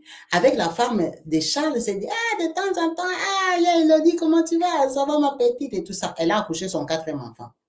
Ah, et tout ça au téléphone. Ça passe même 7 mois. Un soir, tard, hein, vers les 22h. Ah, c'est vieux Charles qui m'a... Ah, mon vieux, bonsoir. Oh, bonsoir. Excuse-moi, je t'appelle tard comme ça. J'espère que tu es avec ta femme à côté. Il dit, ah oui, je suis avec ma femme dans la maison. Oh non, appelle-la s'il te plaît, mon frère. Mets-moi sur haut-parleur. Je veux qu'on parle avec toi. Il m'a dit, c'est quoi encore comme problème? Oh non, je suis avec madame à côté. On vous a appelé pour demander pardon. Ah, demander pardon de quoi? Oh, comme nous sommes là, nous, on a envie d'être aussi des vrais enfants de Dieu. On prie, on est dans un combat permanent, on essaie d'évoluer avec notre couple. Hein? Les gens reçoivent Christ dans leur vie. Hein? Après, ils comprennent les choses, les gens écoutent les prédications, ça les brise et tout. Donc, ils s'en veulent. Eux, ils veulent prier en vrai, mais ils sont dans un état de péché.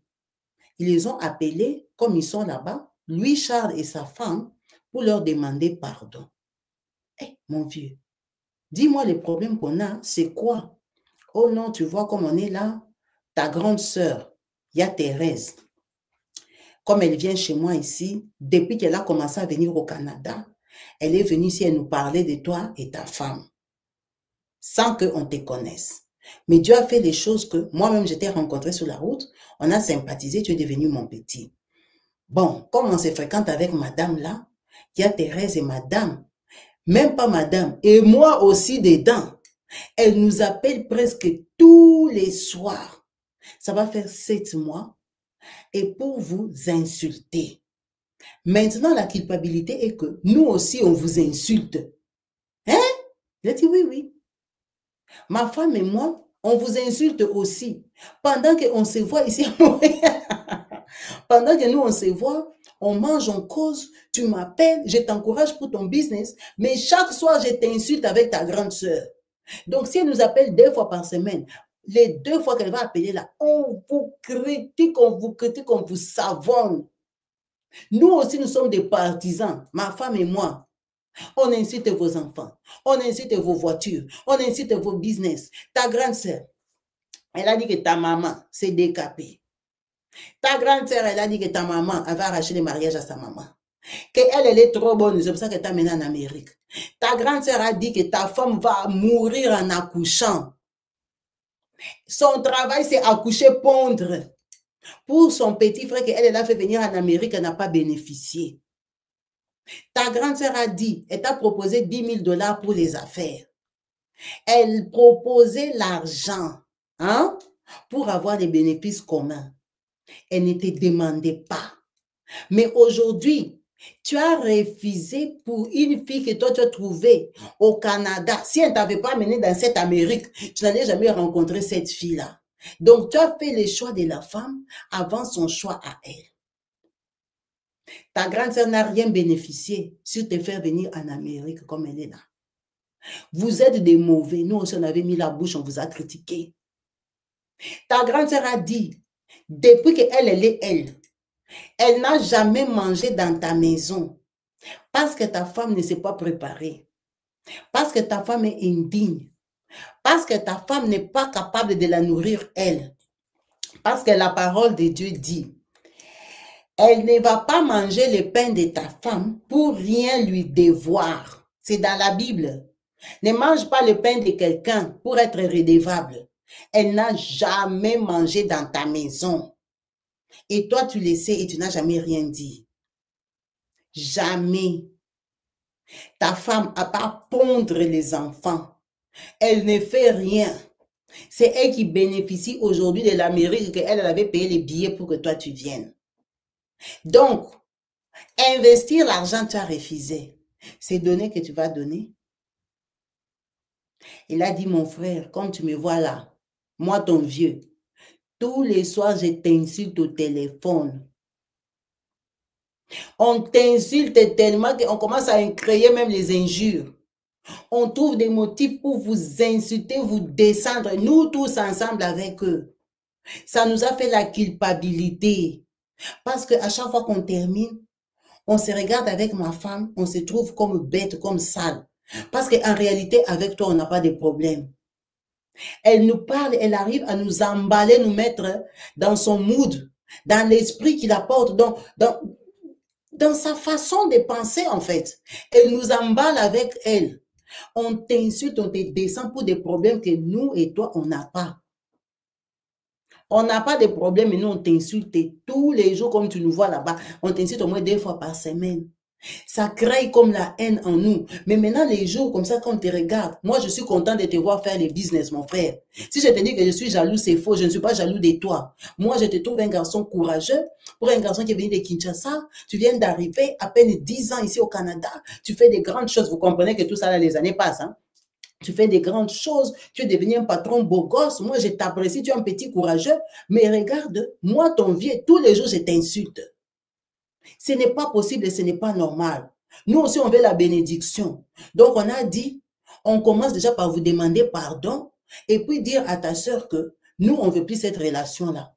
Parce que si elle nous appelle pour nous mettre dans l'état des péchés, d'insulter les gens tous les jours, ça veut dire qu'elle est la barrière, le blocage de notre vie. Nous, on veut aussi vivre les seigneurs, servir les seigneurs, dormir en paix, la conscience tranquille. On ne peut pas avoir le boulot d'insulter les gens tous les jours, les gens qui ne nous ont rien fait. C'est elle qui a un problème avec toi, ou elle te cherche un problème. Mais nous, on n'est pas de votre famille. Ah, elle a dit, Kabibi, on se disait, ça c'est les gags, c'est le 1er avril. Ça, c'est quoi que le vieux est en train de nous dire? Le vieux, là, c'est l'ami de son mari. Donc, elle les a pris, lui et sa femme. Depuis qu'elle avait appris qu'on se fréquente, son cœur a gâté. Parce qu'elle ne nous a pas présenté officiellement pour qu'on soit des amis. C'est mon mari qui allait les rencontrer dans la rue lui-même. Donc, elle a appris qu'on s'est vu quelques fois, on a mangé ensemble, maintenant on se connaît, nous sommes les gens de Montréal. Son cœur a tourné. Elle a aussi approché la femme là. Parce qu'elle est venue au Montréal, elle est partie chez eux. Donc, pour commencer à nous descendre, elle a dit, mon mari a eu mal. La façon qu'on a insulté sa maman, elle ne peut pas me dire parce que si elle dit tout, si sa belle-sœur voit la vidéo, elle saura que c'est elle. Elle a dit, c'est qu'elle a insulté la maman du garçon là, son mari. Son mari savait que c'est elle. Parce que le vieux là, il ne peut pas savoir que, il ne peut pas connaître sa vie à lui au Congo. Il ne peut pas connaître. Personne ne vient en Europe pour raconter sa galère comme trophée à ses amis. Elle les a insultés là-bas. Donc, le vieux là lui a dit des choses. Son mari a eu mal, a eu tellement mal. Il a pris le téléphone, il a appelé sa grande sœur. Il a dit, il y a Thérèse, tu m'as amené aux États-Unis. Il y a Thérèse, si tu estimes que je dois te payer pour ça, te rembourser, vraiment, parle-moi avec ton cœur, dis-moi la vérité, je te donne ton argent. Il y a Thérèse, moi je ne te pèse pas au voyage, je te pèse en tant que ma grande sœur, ma vraie qui a réussi. Comment tu peux appeler mon vieux pour dire que toi tu es américaine, moi aussi canadien. Ça veut dire que les papiers n'ont plus de valeur. Tout ça là, elle a dit au vieux là. Parce que lui il est devenu canadien. Que lui il a épousé une canadienne inutile, qui ne travaille pas, qui ne cotise pas, une bouche à consommer. Est-ce qu'à l'étranger, les gens vivent comme ça? Il est villageois, blédard. Comment il peut vivre avec une femme qui ne fait rien dans la vie? Donc, vous voyez quelqu'un qui t'insulte même des choses qu'on ne peut pas insulter. Le programme du couple et des gens, toi, tu commences à insulter. Si quelqu'un, son mari est capable de ça, te pique où? Donc, ça lui a fait mal. Il a appelé sa grande sœur là. Il n'a pas supporté. Il a dit, Tété, tu as oublié chez toi que toi, tu m'as chassé. Parce que tu as dit que ton mari t'est tombé à cause de moi, alors que moi, j'ai trouvé ton mari dans les mondes, dans les bars. Toi, tu m'as chassé. Toi et tes frères, vous m'appelez voleur. Je suis parti dormir chez ton petit frère. Il a perdu son téléphone. Il a dit que c'est moi. Après, il l'a retrouvé. Il n'a pas dit pardon. Donc, ils l'ont méprisé. Donc, il avait amené aux États-Unis, mais ils l'ont diminué. En plus, il n'avait pas de papiers. Maintenant, elle a toujours dit, moi, je suis américaine. Comment elle peut être américaine? Quelqu'un comme lui aussi devient canadien. Ça n'a pas le même impact. Elle dit, tu vois, ma belle-sœur là, limite, elle ment aux gens qui ne la connaissent pas qu'elle est née aux États-Unis. Parce qu'elle c'est la pète. Tu vois, elle est venue jeune, ça c'est sûr. Elle a l'accent américain. Quand elle parle, pour capter même que c'est une Congolaise, c'est compliqué. C'est compliqué parce qu'elle a vraiment grandi à faire quand elle parle. Donc, elle parle comme une Américaine. Donc, c'est ça qui lui fait monter ma péquépolette. Ça lui a fait vraiment les épaules. Elle ne supporte pas que son mari, elle, soit canadien. Elle a dit, mais mon mari, ça fait au moins 10 ans que je suis avec lui. Mon mari, il cotise au Canada. Mon mari, il n'a pas de dette. Mon mari, il a l'argent. Donc, maintenant qu'elle voit que son demi-frère, là, est devenu patron beau gosse, vrai patron beau gosse au Canada, ça la dépasse, ça la met hors d'elle. Parce qu'elle, elle estime qu'il est vaurien. C'est un Congolais de Kinshasa qui n'a pas d'argent. Chez eux, ce sont des pauvres. Donc, il était venu aux États-Unis. Normalement, comme il était venu là, il ne devait pas trop s'en sortir. Il devait rester quand même un peu inférieur.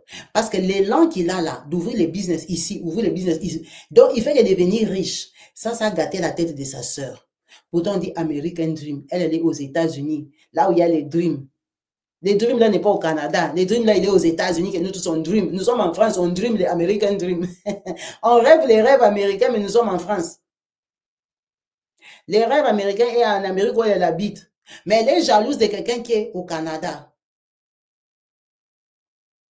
Elle a dit, cette soirée-là, quand les couples là a raccroché, ils se sont regardés. Ils ne savaient pas quoi dire. Ils ont remercié le Seigneur. Elle a dit, Kabibi, tu vois ces gens-là, ils auraient même pu nous faire du mal, on n'aurait jamais soupçonné que c'était eux. Quand on dit, tu ne sais pas avec qui tu es, elle dit, maman, c'est la vérité. Tu ne sais pas avec qui tu rigoles. C'est parmi les rares personnes qui entrent dans notre maison. Parce que nous, on ne ramène pas les gens chez nous. Mais eux, comme il y a la relation avec la grande sœur et que mon mari respecte, donc mon mari c'est elle qui l'a amené aux États-Unis. C'est sa demi-sœur. Leur papa est déjà mort. Donc c'est comme une grande sœur qui t'a témoigné l'amour, qui a montré que papa n'est plus là, mais on a le même sang. Moi, je suis l'aîné, je te reconnais. Viens, tu es mon frère. Elle dit, tu vois un peu là où mon mari l'a mis. Mais quand elle a entendu les bassesses qu'elle est partie critiquer, donc tous ces... Tu vois vraiment quelqu'un, c'est comme si on a brisé sa vie. Donc la valeur qu'il lui donnait est tombée en un jour. Il était blessé. Donc blessé dans son amour propre. La façon qu'on a insulté sa maman. Ce n'est même pas elle qui parlait. Un étranger que tu as rencontré au Canada, qui te définit, détaille ta maman. Non, bon, il était dépassé. Il a dit ce jour-là, on a prié, remercié le Seigneur. Quand on disait au Seigneur que mets en nu nos ennemis. Donc quand nous on pensait même aux ennemis, on ne pouvait pas penser que eux là, ils peuvent être des ennemis. Elle dit, imagine eux, ils avaient un bon fond, ils avaient envie de servir Dieu. Peut-être qu'on les inspirait. Ils avaient envie de servir Dieu. Ils se sont culpabilisés. Ils sont venus nous dire. Maintenant, ceux qui ne se sont pas culpabilisés. Donc, elle voulait créer la haine à quelqu'un qui était devenu proche de nous. Quelqu'un qui entrait dans notre maison. Quelqu'un à qui mon mari lui parlait ouvertement. Ah, mon vieux, je fais comme ça. Parce que même dire à quelqu'un ton projet, c'est déjà ouvrir ton cœur. Tu n'es pas obligé de dire tes projets aux gens. Elle dit, quelqu'un à qui mon mari ouvrait le cœur. Quelqu'un avec qui il se sentait en sécurité parce que c'est l'ami de la grande sœur, c'est comme la famille. Non. Oh, c'est quelqu'un là qu'on est en train de monter contre toi tous les jours. Elle dit, imagine, vous pouvez mettre la haine dans le cœur du vieux là. Et nous, on ne savait pas. On ne pouvait même pas penser, on aura quel problème avec eux en fait. Elle dit, tu vois, la prière, c'est que tu entends qu'on appelle la prière. Quand tu demandes à Dieu de te montrer tes ennemis, de les livrer, de les confondre. Les ennemis se sont confondus, eux-mêmes sont venus demander pardon. Elle a dit, tu vois, depuis ce jour-là, que mon mari avait appelé ma belle-sœur, il lui a posé des questions, ils se sont échangés, elle a demandé, soit pas pardon, mais elle s'est excusée pour le débordement des langages. Non, si ça t'a fait mal, que j'ai rencontré ça, que j'ai parlé comme ça de ta mère, alors excuse-moi. Ta main, elle est grande, hein? Si ça t'a fait mal, alors excuse-moi. Comme moi, j'ai parlé de ça, c'était seulement pour donner un peu des détails de comment on avait grandi. Ben, effectivement, ta mère, elle avait vraiment brisé le cœur de ma mère et tout ça. Moi, je n'ai pas compté tout ça. J'étais quand même fait venir aux États-Unis. Alors, tu vois, depuis ces jours-là, cette belle-sœur-là n'a plus jamais pris son téléphone pour nous appeler. Elle n'est plus jamais venue à Montréal. La belle-sœur-là venait à Montréal pour voir s'il va s'en sortir au Canada. Elle m'avait demandé comment moi je suis née, si je peux me marier à un Congolais. Donc les Congolais sont des chiens. Les gens qui viennent d'Afrique ne sont pas des hommes. Je me suis mariée à un Congolais qui me gâte, un Congolais qui me respecte, un Congolais qui élève mes enfants, qui m'amène en vacances, qui fait tout pour moi. Mais c'était un Congolais d'Afrique. Donc être un Congolais, c'est quoi en fait? Chacun a son caractère. C'est pas parce que les gens viennent du même milieu qu'ils sont pareils. C'est pas parce que les gens ont le même accoutrement ou le même look ou ils parlent la même langue, ils ont les mêmes habitudes qui sont pareilles. Chacun a son esprit, chacun a son caractère, chacun sait ce qu'il veut de sa vie, comment il veut organiser sa famille. Comment tu peux te marier à un Congolais, toi tu es né ici? Ces gens-là, ils aiment qu'il y ait les papiers. Hein. Moi, j'ai fait la même chose là-bas aux États-Unis. Moi, mon mari, il me trompe, hein. Il est malhonnête. Hein. Comme il est là, il envoie l'argent en Afrique. Hein. Tu vois pas que mon petit frère ici, sa maman est pauvre là-bas. Donc, c'est ta belle-sœur qui te dit des choses comme ça. Pas directement, mais elle insinue. En fait, quand tu termines de causer avec elle, tu te retrouves en train de réfléchir. Tu te remets en question. Donc, elle venait aux États-Unis, au Canada. Elle ne comprenait pas comment je pouvais être avec lui? Pourquoi je lui donnais les papiers comme ça? Donc, en fait, lui, quand il était aux États-Unis, qu'il n'avait pas de papiers, c'est pendant les 5-6 ans là. Et ils étaient contents. Ils le voyaient comme un guignol. Et bien que toi, tu vas comme ça tourner seulement chez nous. Tu vas aller où?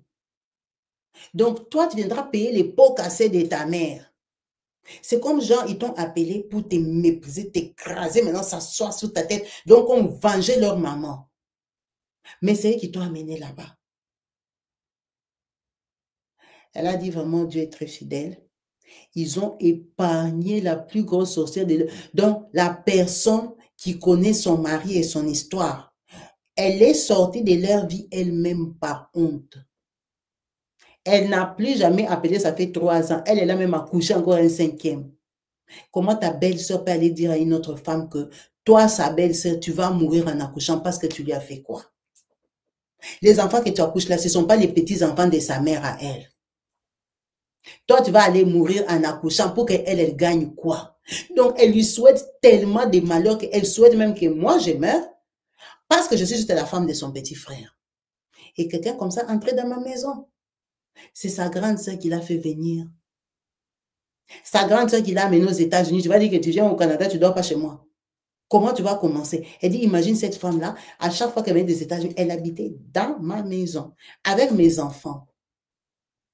Dieu l'a mis, l'a sorti de chez moi. Elle-même, elle a fui. Parce que la façon qu'il avait rappelé, indignée. En tout cas, si elle revient chez nous, c'est qu'elle est culottée. Elle a fui. Elle a senti qu'elle a blessé. Maintenant, c'est la honte.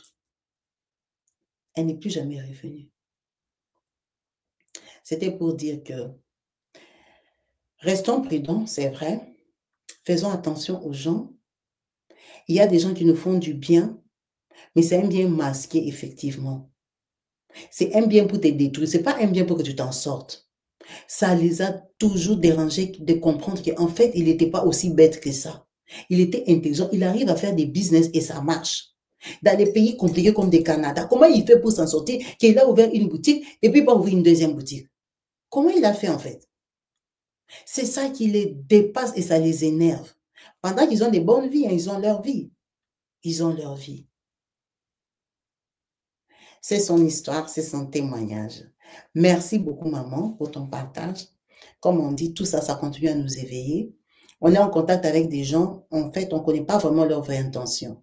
Ils viennent avec des grands sourires, mais ce sont des gens qui viennent et se demandent comment tu fais pour que ça marche, en fait. Pourquoi toi? Quelqu'un comme toi? Quelqu'un comme toi, là, vraiment. Pourquoi toi, vraiment, tu peux faire quelque chose dans ces pays et puis ça marche. En fait, c'est vraiment ça. Toi, tu es un Congolais. Toi, tu n'es pas intelligent. Toi, tu es un Quinois. Toi, tu es terre à terre. Toi, tu es basse classe. Nous, nous sommes des Américains, quand même. Ce n'est pas toi qui viendras, tu commences à ouvrir une société, deux sociétés, trois sociétés. Quand même, pas toi. En fait, c'est ça son esprit. Elle t'a déjà catalogué, limité. Elle sait ce que toi tu vaux, ce que tu peux faire et tout ça. Elle dit, c'est les genres des personnes. C'est les genres des personnes. Et des gens comme ça, il y en a partout. Dans tout. Même les gens qui me regardent, même moi, même Kabibi. Il vit comme Kabibi là, comme ça. Comment elle ne sait même pas parler français. Elle parle comme une Congolaise. Elle a l'accent. Mais quoi? Toi, regarde seulement. Toi, regarde seulement. Les gens comme ça, ils le pensent dans son cœur, mais ils t'appellent. Ça va, ma chérie? Quand tu réponds, tu dis, eh, c'est vraiment elle, non? Oui, oui, c'est vraiment moi. Donc, c'est des gens, ils viennent, ils te regardent, ils ne comprennent pas pourquoi ça ne marche. Tu ne peux pas comprendre parce que les choses de Dieu, on ne les comprend pas. Est-ce que tu comprends? Qui a déjà compris les choses de Dieu? Les bénédictions de Dieu, vous les comprenez? Même les histoires que vous entendez, est-ce que vous comprenez Dieu? Tu ne peux pas le comprendre. Il est trop compliqué. Les choses de Dieu, tu ne peux pas comprendre. Et il y a des gens qui sont aigris à cause de ça. Il est mal à l'aise dans sa vie parce que lui, d'après lui, c'est comme ça. Mais ça, c'est d'après lui. Ce n'est pas d'après Dieu. Il n'est pas toi. Il n'a pas décidé pour ton destin. Ce n'est pas lui qui t'a créé, qui te garde en vie. Mais lui, d'après ton CV, d'après ton parcours, d'après ton enfance, d'après ton intelligence que lui il suppose, il a bloqué tes capacités à un certain niveau. Voilà, ta connaissance, lui, il a déjà limité à ce que lui il pense. Tu ne peux pas déborder. Donc, quand toi, tu passes outre ce que lui, il a décidé pour toi, il est dépassé. Vous vous imaginez que quelqu'un paye les billets États-Unis, Canada, pour venir voir comment il évolue parce que ça l'a bloqué, ça l'a stressé. Ça l'a stressé. Le gars, il a fait un enfant, il n'est pas venu. Des enfants, quand il s'est marié, elle a dit, ce n'est pas possible. Une Canadienne, une vraie. Moi, je pars voir. Moi, je pars regarder si la fille, là, vraiment, elle est née au Canada. Peut-être c'est une citoche. Je pars voir. Donc, quand elle vient, elle trouve maison basse. Elle dit, non, non, non, non, non. Comment lui peut vivre dans des conditions comme ça? Ce n'est pas possible. Lui, c'est un Congolais, c'est un Quinois, lui, c'est un petit Quinois de rien du tout. Il ne peut pas vivre comme ça. Maintenant, un petit Quinois de rien du tout, il ouvre la société. Il ouvre une deuxième société. Mais ça lui donne mal à la tête. Le vertige. Et il y a plein de gens comme ça.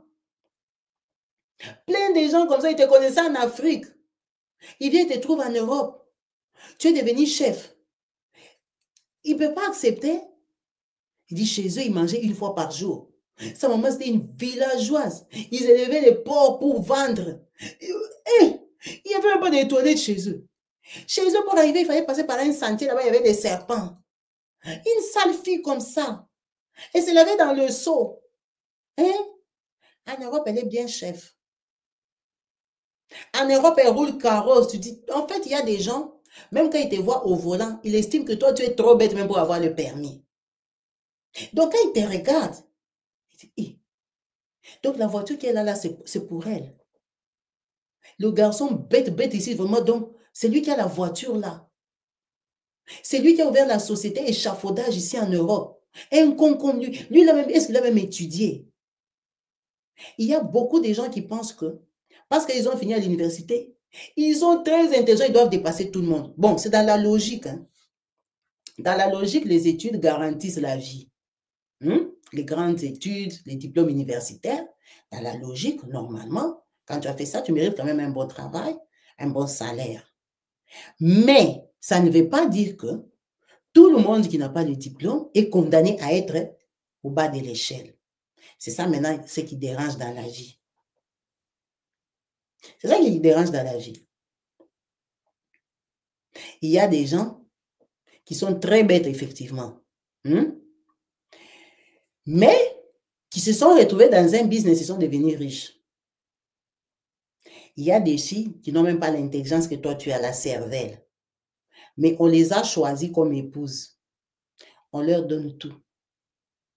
Toi, avec tes 15 diplômes, tu as ton argent, c'est vrai, mais personne ne te regarde. Tout le monde qui vient pas. Tout le monde qui vient te laisse. Tu n'es pas intéressante comme femme. Il y a des filles du quartier.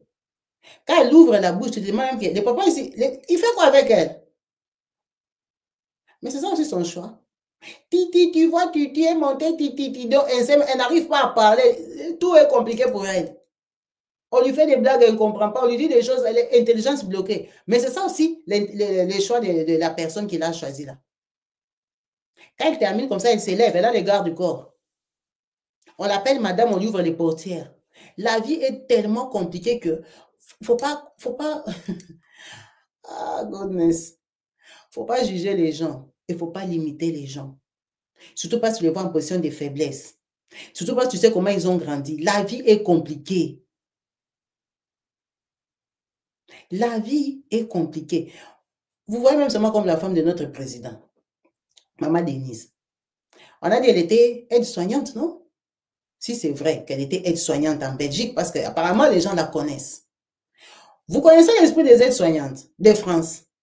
Elles ont un mauvais état d'esprit. Elles se combattent, elles se sabotent, elles se mettent des bâtons dans les roues, elles s'accusent, elles se comme si, elles se critiquent, elles sont toujours en train de juger. Maintenant, imaginez ses collègues. Hein? Parce que vous pensez que partout où elle travaillait, elle était appréciée. On l'a critiquée aussi, non? Elle n'a pas bien fait, elle s'occupe pas, elle a triché, elle a fait comme ci, elle a fait comme ça. On la critique. Mais est-ce que ses collègues pouvaient penser que leur collègue peut être numéro 1 d'un pays? Parfois, je me dis, c'est moi comme ma collègue devient le femme d'un président. Non, imaginez un peu. Elle travaillait en Belgique. Elle partait au travail comme tout le monde. Elle avait des collègues, des patronnes qui l'ont virée. Des collègues qui lui créaient des problèmes, qui la calomniaient. Parce que le travail, là, c'est comme ça. Même si tu es parfaite, on va toujours te calomnier, on va toujours dire que tu as fait comme ça, tu as fait comme ça. Mais est-ce qu'ils pouvaient s'imaginer qu'un jour, elle peut être la première dame d'un pays? Et de quel pays? Donc, la vie a tellement de surprises. Il y a des gens, c'est ta collègue aujourd'hui. Demain, tu apprends que elle est devenue députée dans son pays. C'est toi qui la voyais au boulot, tu la vois, je ne sais pas comment là. Mais tu ne connais pas ses capacités et ses connexions. Tu ne sais pas ce qu'elle fait à côté. Il y a des gens qui viennent travailler juste pour avoir un certain nombre de fiches de paie, avoir un crédit. Quand il a le crédit, là, quand il sort, la société qui fait, il peut t'embaucher. Les gens se limitent, donc les gens se condamnent. Il y a des gens dans ta famille, comme ils t'ont vu que tu leur as dit qu'en Europe, tu fais femme de chambre. Donc, et ils ont dit, bah, nous, on étudie tout ça, les femmes de chambre, c'est à peu près ça, elle va rester à tel niveau et tout ça. Mais ils ne savent pas que toi, tu es femme de chambre pour un but. En tant que femme de chambre, là, tu fais tes économies, tu fais tes tontines, tu fais tes organisations, tu peux te lancer dans un business, tu deviens auto-entrepreneur, tu peux avoir une formation, tu démarres autre chose. Et eux, ils seront, parce que dans leur tête, ils se disent que toi, tu vas mourir seulement là-bas. Beaucoup de gens comme nous sommes là, on nous a déjà condamnés. Les gens ont déjà mis des points à nos vies. On nous a déjà condamnés. Donc, quand ils te regardent là, chez nous, comme on a grandi, tel peut devenir ça, tel peut devenir ça, tel va rester là-bas. Oh, beaucoup de gens les ont déjà condamnés comme ils ont là, ah, elle est là, ah, elle est là comme elle est là, comme ça là. Mais c'est qu'ils ne savent pas qu'il y a des gens qui ont un Dieu de surprise, un Dieu qui renverse les situations que vous tous, même toi-même la concerné, le concerné, tu es étonné. Donc Dieu t'est béni tellement que tu es étonné, tu dis que Dieu quand même, il faut doser, hein? Tu vas me stresser. Dieu t'est béni tellement que tu es stressé.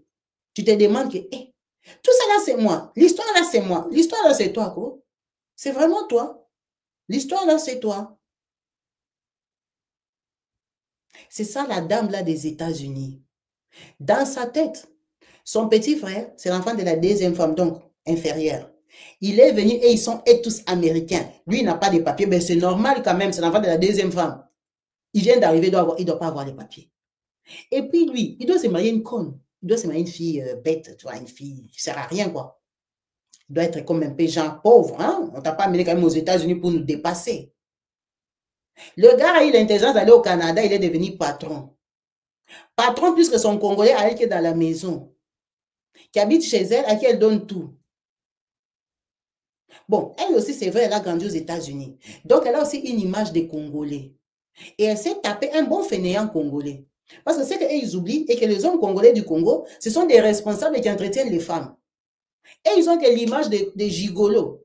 Les hommes du Congo, là, si les femmes les aiment comme ça, c'est parce qu'ils donnent l'argent.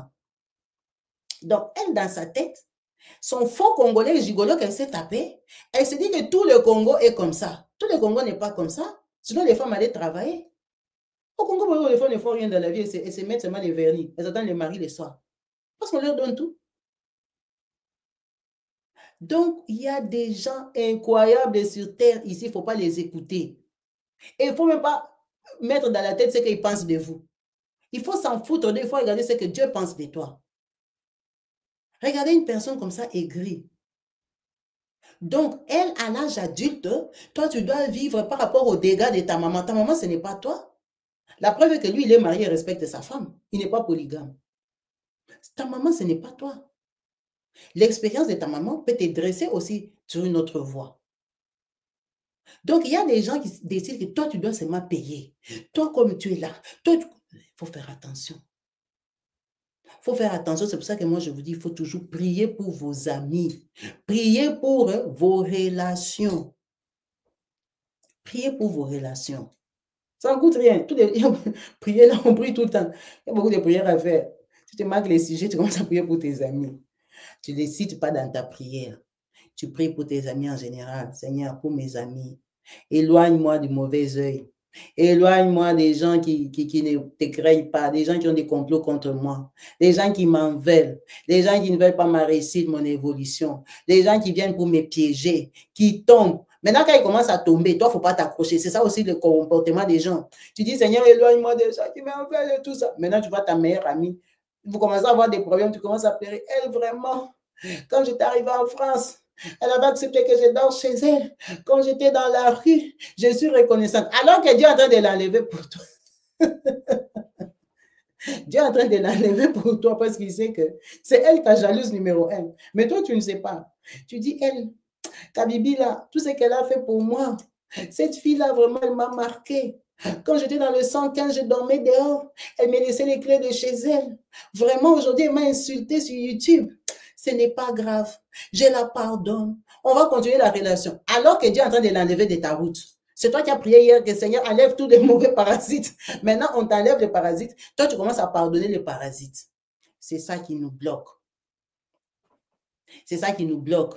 Parce que si on suit les sentiments, vous voyez, les sentiments, c'est quoi? C'est une personne comme sa grande sœur qui lui a déjà montré sa face, ok? C'est aller pardonner quelqu'un comme ça, la remettre dans ta vie. C'est ce qu'on appelle bêtise et destruction. Parce qu'elle ne va rien ramener de bon, elle viendra d'achever. Vous voyez quelqu'un comme sa grande sœur, elle-même, elle a fui. Que les sentiments là de la parole de Dieu ne te prennent pas que pardonner ton prochain. Elle a demandé pardon. Elle m'avait appelé qu'elle vient à Montréal. Tu vois, c'est les sangs, c'est la famille. On ne se sépare pas. Que je la reçoive seulement. C'est comme ça que tu vas mourir. Elle vient à Montréal, tu la reçois sur la route. Si tu veux lui dire bonjour, tu dis bonjour sur la route. C'est tout. Tu la ramènes puis dans ta maison, elle vient, elle commence à dormir, là où il y a tes enfants, là où il y a ton esprit, là où il y a ton âme, là où il y a ton argent, là où il y a ton corps, là où il y a toute ta famille. Elle vient encore dormir. Quelqu'un qui t'a montré sa position. Il faut avoir les cœurs durs. Il faut avoir les cœurs serrés. Il faut apprendre à apaiser, à accepter les douleurs. Parce que ce sont des gens qui viennent achever les autres. Les gens là qu'on chasse une fois dans nos vies, quand tu les récupères, ils viendront t'achever, te finir. Parce qu'ils savent que tu es capable de les chasser. Il ne faut jamais oublier ça. Les gens sont imprévisibles. Quelqu'un qui t'a démontré la haine, il t'a démontré qu'il n'est pas content de ton succès. Ce n'est pas quelqu'un à rapprocher. Si tu veux lui parler, tu vas lui parler. Mais ne les rapproche plus. Parce que quand tu vas les rapprocher, lui, il a son but. Il ne peut pas t'accepter. Si tu n'avais pas accepté il y a 10 ans, il ne va pas t'accepter 10 ans après. Parce que dans son état d'esprit, toi, tu ne vaux rien. Tu ne vaux rien. Ce sont des gens comme sa sœur là. Là, aujourd'hui, il est au 2e magasin. Si maintenant, demain, elle apprend 3, ou elle apprend que c'est devenu une franchise, les gens commencent à venir payer pour porter son nom. Vous voyez un peu le niveau de folie qu'elle aura. Elle sera folle parce qu'elle n'est pas fière de lui. Elle est contre lui. Parce que comme elle a amené là-bas, elle devait être fière de lui, dire que j'ai amené quelqu'un, j'ai fait une bonne chose, la personne, il s'en sort hyper bien maintenant, sa famille est à l'aise, sa maman est à l'aise au Congo, ils sont tranquilles, mon petit frère là maintenant, il a l'argent. Si elle voulait l'argent, elle dit, ah, mon petit frère, envoie-moi 1000 $. Envoie-moi 200 $. Elle lui envoyé. Que d'aller l'insulter comme ça, le mépriser, insulter jusqu'au décapage de sa maman, que sa maman, sa peau s'est déchirée parce qu'elle s'est décapée. Ta maman qui t'a élevé dans la souffrance, que lui-même connaît, il a vu. Qui peut accepter ça? Tout le monde aime ses parents, hein, surtout les parents qui ont souffert pour toi. Les enfants aiment leurs parents. Qui peut accepter ça? C'est vraiment horrible. Merci beaucoup, maman, pour ton partage. Merci pour cette histoire qui nous ouvre toujours les yeux et qui nous montre que la puissance de l'Éternel existe, que Dieu il est de notre côté, qu'il combat vraiment le bon combat, qui livre nos ennemis, qui les révèle, qui nous montre. Il y a des choses que Dieu, quand on dit ne montre pas en vision, il montre comme ça, cache. Comme vous là, on vous a montré vos ennemis, cache en face. En face, ils sont venus parler eux-mêmes. Dieu a suscité, ils sont venus. C'est pour ça qu'on dit les sorciers de ta famille, ils viendront confesser. Ils viendront dire pardonne-nous. Comme tu ne te maries pas là, c'était nous. Pardonne-nous. Comme tu ne mets pas mon monde là, c'est nous qui on avait volé ta culotte. Pardonne-nous. Quand j'étais venu dormir chez toi, j'avais volé tes cheveux. Pardonne-nous. La maladie que tu portes là, c'est sorcellerie. C'est un faux sida. C'est quand j'étais venu chez toi là. C'est quand tu m'avais fait comme si. Ils viendront confesser. Leur part, ils ont confessé. Les gens qui critiquaient, qui faisaient les groupes pendant 7 mois, et même ils ont culpabilisé. Ils n'ont pas supporté le feu de la prière qu'ils priaient là-bas. Ils se sont retrouvés, ils sont devenus comme des sorciers. Ils se sont sentis coupables. Ils se sont dit, c'est pas possible. Qu'est-ce que nous sommes devenus comme couple? Peut-être qu'ils ont vu les malédictions dans leur maison. Vous attaquez les enfants d'autrui qui vous ont rien fait. Ils ne vous ont rien fait. Les gens qui se sont convertis par reconnaissance de ce que Dieu fait pour eux, ils se sont donnés corps et âme à la prière. Vous commencez à les haïr, ils vous ont fait quoi? Le Canada, là, il est grand comment? L'argent, on a interdit l'argent à qui? L'argent, c'est pour tout le monde. Si tu cherches l'argent, tu vas trouver. Est-ce que les banques ont fermé? L'argent, c'est pour tout le monde. Si quelqu'un a trouvé son argent, c'est quoi ta douleur comme ça? On vous a dit que l'argent que lui, il a gagné là, il a pris tout l'argent du Canada. Les gens sont incroyables. Les gens sont incroyables, ils ont des états d'esprit pourris. Tu détestes quelqu'un parce qu'aujourd'hui, on lui paye 5 000 €, on lui paye 10 000 € parce qu'il a acheté une voiture. Les voitures sont finies au garage. On ne fabrique plus les voitures. Chaque année, les voitures sortent. Chaque trimestre, si vous voulez même. Ils sont là, ils font que créer les modèles. L'argent, on fabrique. Tu haïs quelqu'un parce qu'il a un salaire. Un salaire, c'est mérité, non? Tu les haïs. Parce que lui, quand il y a les propositions des missions de travail, c'est seulement lui qui trouve les bonnes missions. Il trouve les nuits. Il n'y a plus les nuits. Elle trouve les nuits. Elle travaille là-bas. Elle gagne combien? Tu es là, tu calcules le travail. La maman, là, comme elle travaille là comme infirmière la nuit, là, comme ça. Ah, on paye 250.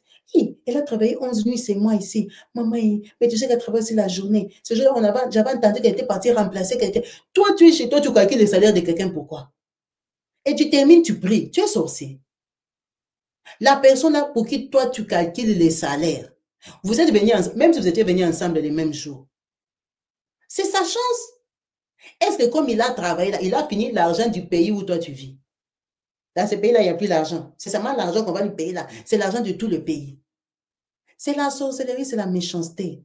Si tu as des pensées comme ça, des idées comme ça, quand tu regardes ton collègue, tu regardes les gens au travail, tu te dis qu'on avait commencé le boulot ensemble. Mon collègue, il a eu la promotion. Ah, avant, on nous payait 1800. Je suis sûr que maintenant, on lui paye 2100. Donc, il me dépasse en 300. Toi, tu es là chez toi. Tu es en train de calculer le salaire de quelqu'un. Tu es là, tu es en train de penser. Malgré qu'on lui a augmenté même le salaire, elle n'a pas changé. Kabibi là, elle porte toujours la même perruque. C'est ton problème, c'est ta tête. C'est ma tête à moi-même, je porte ma perruque, c'est quoi ton problème? Les gens, ils sont comme ça. Malgré même qu'on la paye plus là. Elle n'a même pas changé. Elle est seulement comme ça. Si tu es comme ça, tu es aigri, tu es sorcier. Il faut savoir ça. Tu ne peux pas avoir des mauvais sentiments comme ça pour quelqu'un. Depuis que tu sais que vous êtes arrivés ensemble au travail, elle, on lui a donné la promotion. Tu ne l'aimes plus. Tu ne l'aimes plus pourquoi? Tu ne l'aimes plus pourquoi? Elle est devenue fière. Elle est devenue gonflée. Tu vois comment elle nous parle? C'est la jalousie, c'est la haine. Si tu as des sentiments comme ça, va prier. Va demander à Dieu pourquoi j'ai des mauvais sentiments comme ça pour les gens. Nous ne sommes pas pareils, nous ne sommes pas égaux, chacun a son jour. Vous entendez les témoignages ici, il y a des gens qui, avant que ça fleurisse, ils ont galéré toute l'enfance. Quand nous, on était bien là, enfants là-bas, et ils souffraient. Maintenant, tu vas voir quelqu'un qui a souffert comme ça. Dieu l'a ramassé, si c'est où, l'a béni. Toi, tu la vois, tu commences à l'insulter. Tu commences à la jalouser. Tu commences à la haïr. Est-ce que ça a un sens? Tu ne connais pas sa vie, tu ne connais pas son parcours. Tu ne sais pas pourquoi elle est bénie comme ça. Toi, tu arrives seulement au milieu, tu commences à haïr. Ce n'est pas bien. Ce n'est pas bien. Si tu vois que tu commences à avoir des sentiments comme ça envers quelqu'un, prie. Si tu vois qu'à chaque fois que tu prends ton téléphone pour parler de Kabibi, c'est pour l'insulter, sache que tu as des démons, tu as des sorciers. Il faut prier, il faut te demander pourquoi j'ai ce sentiment de haine-là. C'est la haine. La haine, c'est le diable. C'est toi qui es chrétien, mais à chaque fois que tu parles de quelqu'un, tu as les nouvelles de Kabibi. Maman, je la vois là-bas sur YouTube. Moi-même, je me demande les gens qui la suivent là. Elle est déjà devenue hautaine. Tu dis ça aujourd'hui. Demain, tu attrapes une autre personne. Tu as le nouvelle Kabibi. Hé, maman, laisse tomber. Tu n'as pas vu. Je suis tombée sur sa vidéo le jour-là. Maman, elle est partie porter une perruque là, on a déjà tressé les cheveux. Et toi-même, tu ne vois pas que c'est la sorcellerie. Tous les jours, quand tu parles d'une personne, tu parles toujours en mal. Il faut fuir les gens avec qui, les gens qui te poussent à parler en mal. Soit c'est toi qui as un problème, soit c'est eux qui ont un problème. Tu ne peux pas dans ta vie, tu parles toujours de la même personne avec le mépris, le mauvais cœur. Donc, quand tu parles de son dossier, tu parles toujours en mal. Ce n'est pas bien. C'est la sorcellerie, ça te freine toi-même. Tu es profondément jaloux. Mais tu es jaloux pour rien. Parce que c'est que cette personne-là a, beaucoup de gens ont ça. Il n'a pas terminé le bonheur du pays, il n'a pas terminé le bonheur du boulot. Il n'a pas terminé ça. C'est de la méchanceté. Si tu as vraiment des sentiments comme ça, il faut prier que ça parte. Il faut renoncer. Il faut prier pour la personne. Fais contre-attaque, commence à bénir la personne là. Si quand tu regardes la personne là, tu sens ton cœur que c'est moi qu'on aurait dû prendre. Maintenant, elle, on la paye des 1000 euros. Hein? Moi, je suis restée à 1700. On est venu, moi je parle mieux français. Moi d'ailleurs j'ai la carte, j'ai la nationalité. Elle me est du Congo. Ils ne voient pas qu'elle est bête. Ils ne voient pas qu'elle ne parle pas bien français. Les blancs ici même ils sont comment? Et tout ça, tout ça. Va prier pour la personne, pour que ces sentiments-là partent. Fais-toi violence entre prières. Oh Seigneur, j'ai béni ma collègue là. J'ai béni mon patron là. Je l'ai béni. Demande la bénédiction. Les premiers jours, ce sera faux. Les deuxièmes jours, après, tu verras que cet exercice-là va te pousser à avoir des bons sentiments pour la personne. Parce que haïr, quand toi, tu as les gens que tu hais, les gens que tu souhaites, que ça ne marche pas, tu te bloques. Tu vas dire, je renonce, j'achète, j'ai mis les sangs. Quand tu termines la prière, comme on a prié le matin, là, tu termines, toi, tu montes dans la voiture, tu arrives au travail. La première personne que tu regardes, tu trouves que lui, il ne mérite pas la place là.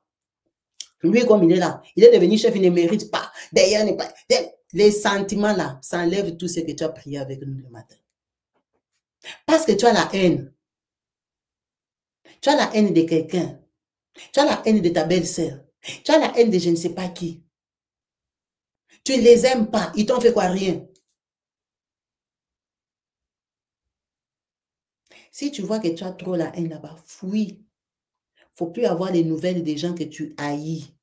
Parce qu'en ayant des nouvelles, surtout si c'est des nouvelles positives, ça va te faire mal au cœur. Tu vois, quand tu souhaites que quelqu'un échoue, maintenant, on fait que te dit qu'il a réussi. Ça fait très mal. Hein? Mais or, si tu ne sais pas, tu n'auras pas mal. C'est très compliqué tout ça. Mais c'est pour remercier notre maman qui nous a quand même éveillés sur les gens qu'on fréquente, sur nos comportements, sur les gens à qui on se confie, les gens que... Il y a des gens aussi, tu sais que Kabibi, là, elle me critique beaucoup. Hein. Je sais qu'elle me critique. Hein. Maintenant, toi, tu sais que Kabibi te critique. Donc, tu appelles Kabibi exprès pour lui donner de tes nouvelles, pour qu'elle aille te critiquer. Tu es qui? Parce qu'il y a des gens qui font exprès. Hein. Je sais que vous me critiquez. Tu fais même les statuts visés. Hein. Ah, toujours la même. Hein? Toujours la même. Les jaloux vont tomber. Et tout ça, tu es en train de narguer les jaloux. Donc, tu veux que les jaloux restent dans les péchés. Tu sais qu'ils te critiquent. Maintenant, tu fais les vidéos pour qu'ils te critiquent. Tu attises le feu. Tu as un mauvais sentiment toi-même. Ça veut dire que tu les haïs comme ils te haïssent. Ça veut dire qu'ils ont su te transmettre le mauvais sentiment de sorcellerie. Vous êtes devenus des associés de sorcellerie, des mauvaises personnes. Si tu fais des choses comme ça, sache qu'on t'a eu. Les gens t'insultent. Hein? Toi, tu commences à faire les photos, les vidéos, pour les pousser maintenant à pécher. Tu es qui? Vous avez le même sentiment? Ça veut dire que quand tu mets tes photos, tu es en colère. Tu n'es pas bien. Tu attends. Ils ont regardé. Ah, elle a regardé. Son cœur a souffert. Elle m'a vu encore. Elle m'a vu. Donc, toi et elle, vous êtes la même chose. Vous êtes pareil. Toi, tu attises la haine de la personne. Tu lui donnes le sujet. Ne pense pas que toi, tu es bien. Tu es pareil. Parce que tu sais qu'elle te déteste. Tu veux lui donner les vertiges. Mais toi-même, quand tu le fais, tu es dans un état de colère, de mécontentement et de haine. Parce que tu l'as haï parce que tu es haï. Tu sais qu'elle te déteste. Tu sais qu'il t'insulte. Qui aime qu'on l'insulte? Comme ça, ils vont bien me critiquer. Critiquez-moi maintenant. J'ai mis les photos avec mon mari. J'ai mis les photos avec mon enfant. Critiquez-moi maintenant, on va voir. Tu es devenu comme eux. C'est quand on dit que le diable est risé. Il peut te choper de façon différente. Tu verras que et toi et eux, vous devenez pareil. Tu ne seras plus béni parce que tu es dans la compétition. Tu ne fais plus les choses naturellement. Tu commences à vivre pour les gens. Toi, tu te réveilles le matin, tu mets des photos pour les gens. Tu ne mets plus parce que tu es bien. C'est devenu comme un devoir. Tous les samedis, je dois mettre. Il faut qu'on me voie. Tous les samedis, tu montres à qui? Tu montres aux gens qui te détestent. Parce que tu aimes qu'on te déteste. Tu crois que quand on te déteste, c'est ça qui fait que toi, tu es béni. Non, tu es béni parce que Dieu t'a choisi. Tu es béni parce que c'est comme ça. Tu es là, tu attises la haine, tu mets les gens dans les sentiments de haine. Et tu termines, oh Dieu merci, moi je suis béni. Mais tu es béni, c'est quoi qui sort de toi? C'est quoi qui sort de toi? Toi, tu es béni. Mais toi, tu gardes les gens dans la méchanceté. Tu les entretiens. Mais c'est terminé. Merci à vous tous. Merci, merci, merci. On va couper les directs. Merci pour le partage. Merci pour les témoignages. N'hésitez pas à laisser vos histoires sur le 0033 6 29 57 24 87 pour qu'on puisse partager la parole de Dieu, partager votre témoignage, apprendre de vous, tirer des leçons, nous améliorer dans le quotidien. C'est le but de toutes ces vidéos. Tous ces témoignages aident au moins une seule personne dans le coin du monde. Merci pour les retours d'encouragement. Merci pour les paroles d'amour, pour les bénédictions. Amen, amen, amen. Le pasteur Amadou et moi, nous sommes vraiment contents des encouragements que vous nous donnez. Ce n'est pas facile. On a des vies, on a des engagements, on fait autre chose dans nos vies, mais c'est c'est vraiment avec plaisir qu'on le fait parce que on le fait pour la gloire de Dieu. Hein? On le fait pour la gloire de Dieu. C'est vraiment gentil de nous encourager comme vous le faites dans les commentaires, dans les likes, dans les partages. N'hésitez pas de partager. C'est le but de se soutenir dans la foi. Ce n'est pas l'église, c'est l'exhortation, c'est la motivation, c'est l'accompagnement, c'est l'aide spirituelle. Quand les gens me disent, Maman Kabibi, ça m'a remotivé à prier, ça m'a donné envie, vraiment, gloire à Dieu, que Dieu soit vraiment glorifié parce qu'on fait vraiment ça pour lui. On fait vraiment pour qu'il soit glorifié, qu'il sache aussi que sur terre, même s'il y a 1000 passe-temps, il y a même 100 personnes ici qui l'aiment encore en vrai. Donc, c'est vraiment ça. Merci beaucoup à vous tous. Donc, on va couper l'émission en se disant à la prochaine, à demain. Si Dieu fait grâce, donc restez bénis, branchez et connectés sur la chaîne YouTube. Je vous dis peace and love. Oui, merci beaucoup pour le témoignage. Que l'Éternel soit glorifié pour cela et que la team encore soit bénie. Nous allons prier. Et je veux que tu puisses croire en tes paroles, que tu puisses croire que tout ce que tu déclares maintenant va s'accomplir, que tes paroles sont une couverture spirituelle qui t'enlève du niveau bas pour un niveau élevé. Et c'est pourquoi au nom de Jésus, je prie, nous prions. Tu vas déclarer après moi, Père, je te remercie pour cette orientation que tu m'as donnée. Je te bénis pour ce que tu as permis que j'entende ton ordre. Et au nom de Jésus, je me lève maintenant et je vais. Je me lève maintenant et je vais. Je rentrerai avec un témoignage au nom de Jésus. Je rentrerai avec un miracle au nom de Jésus. Je rentrerai avec ma solution au nom de Jésus. Parce que je suis visité. Au nom de Jésus-Christ. Amen. Soyez pleinement bénis.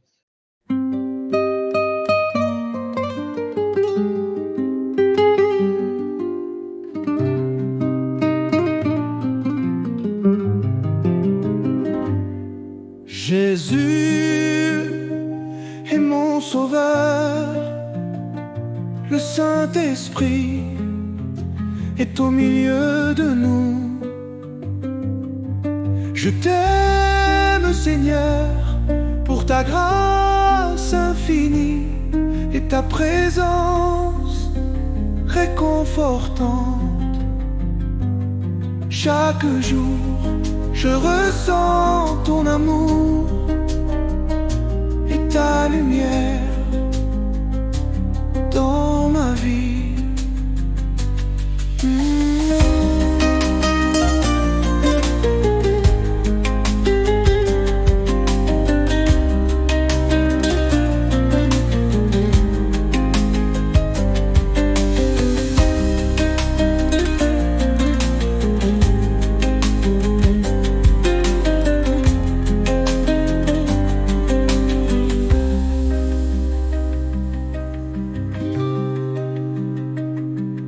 Jésus est mon sauveur, le Saint-Esprit est au milieu de nous. Je t'aime, Seigneur, pour ta grâce infinie et ta présence réconfortante. Chaque jour, je ressens ton amour et ta lumière dans ma vie.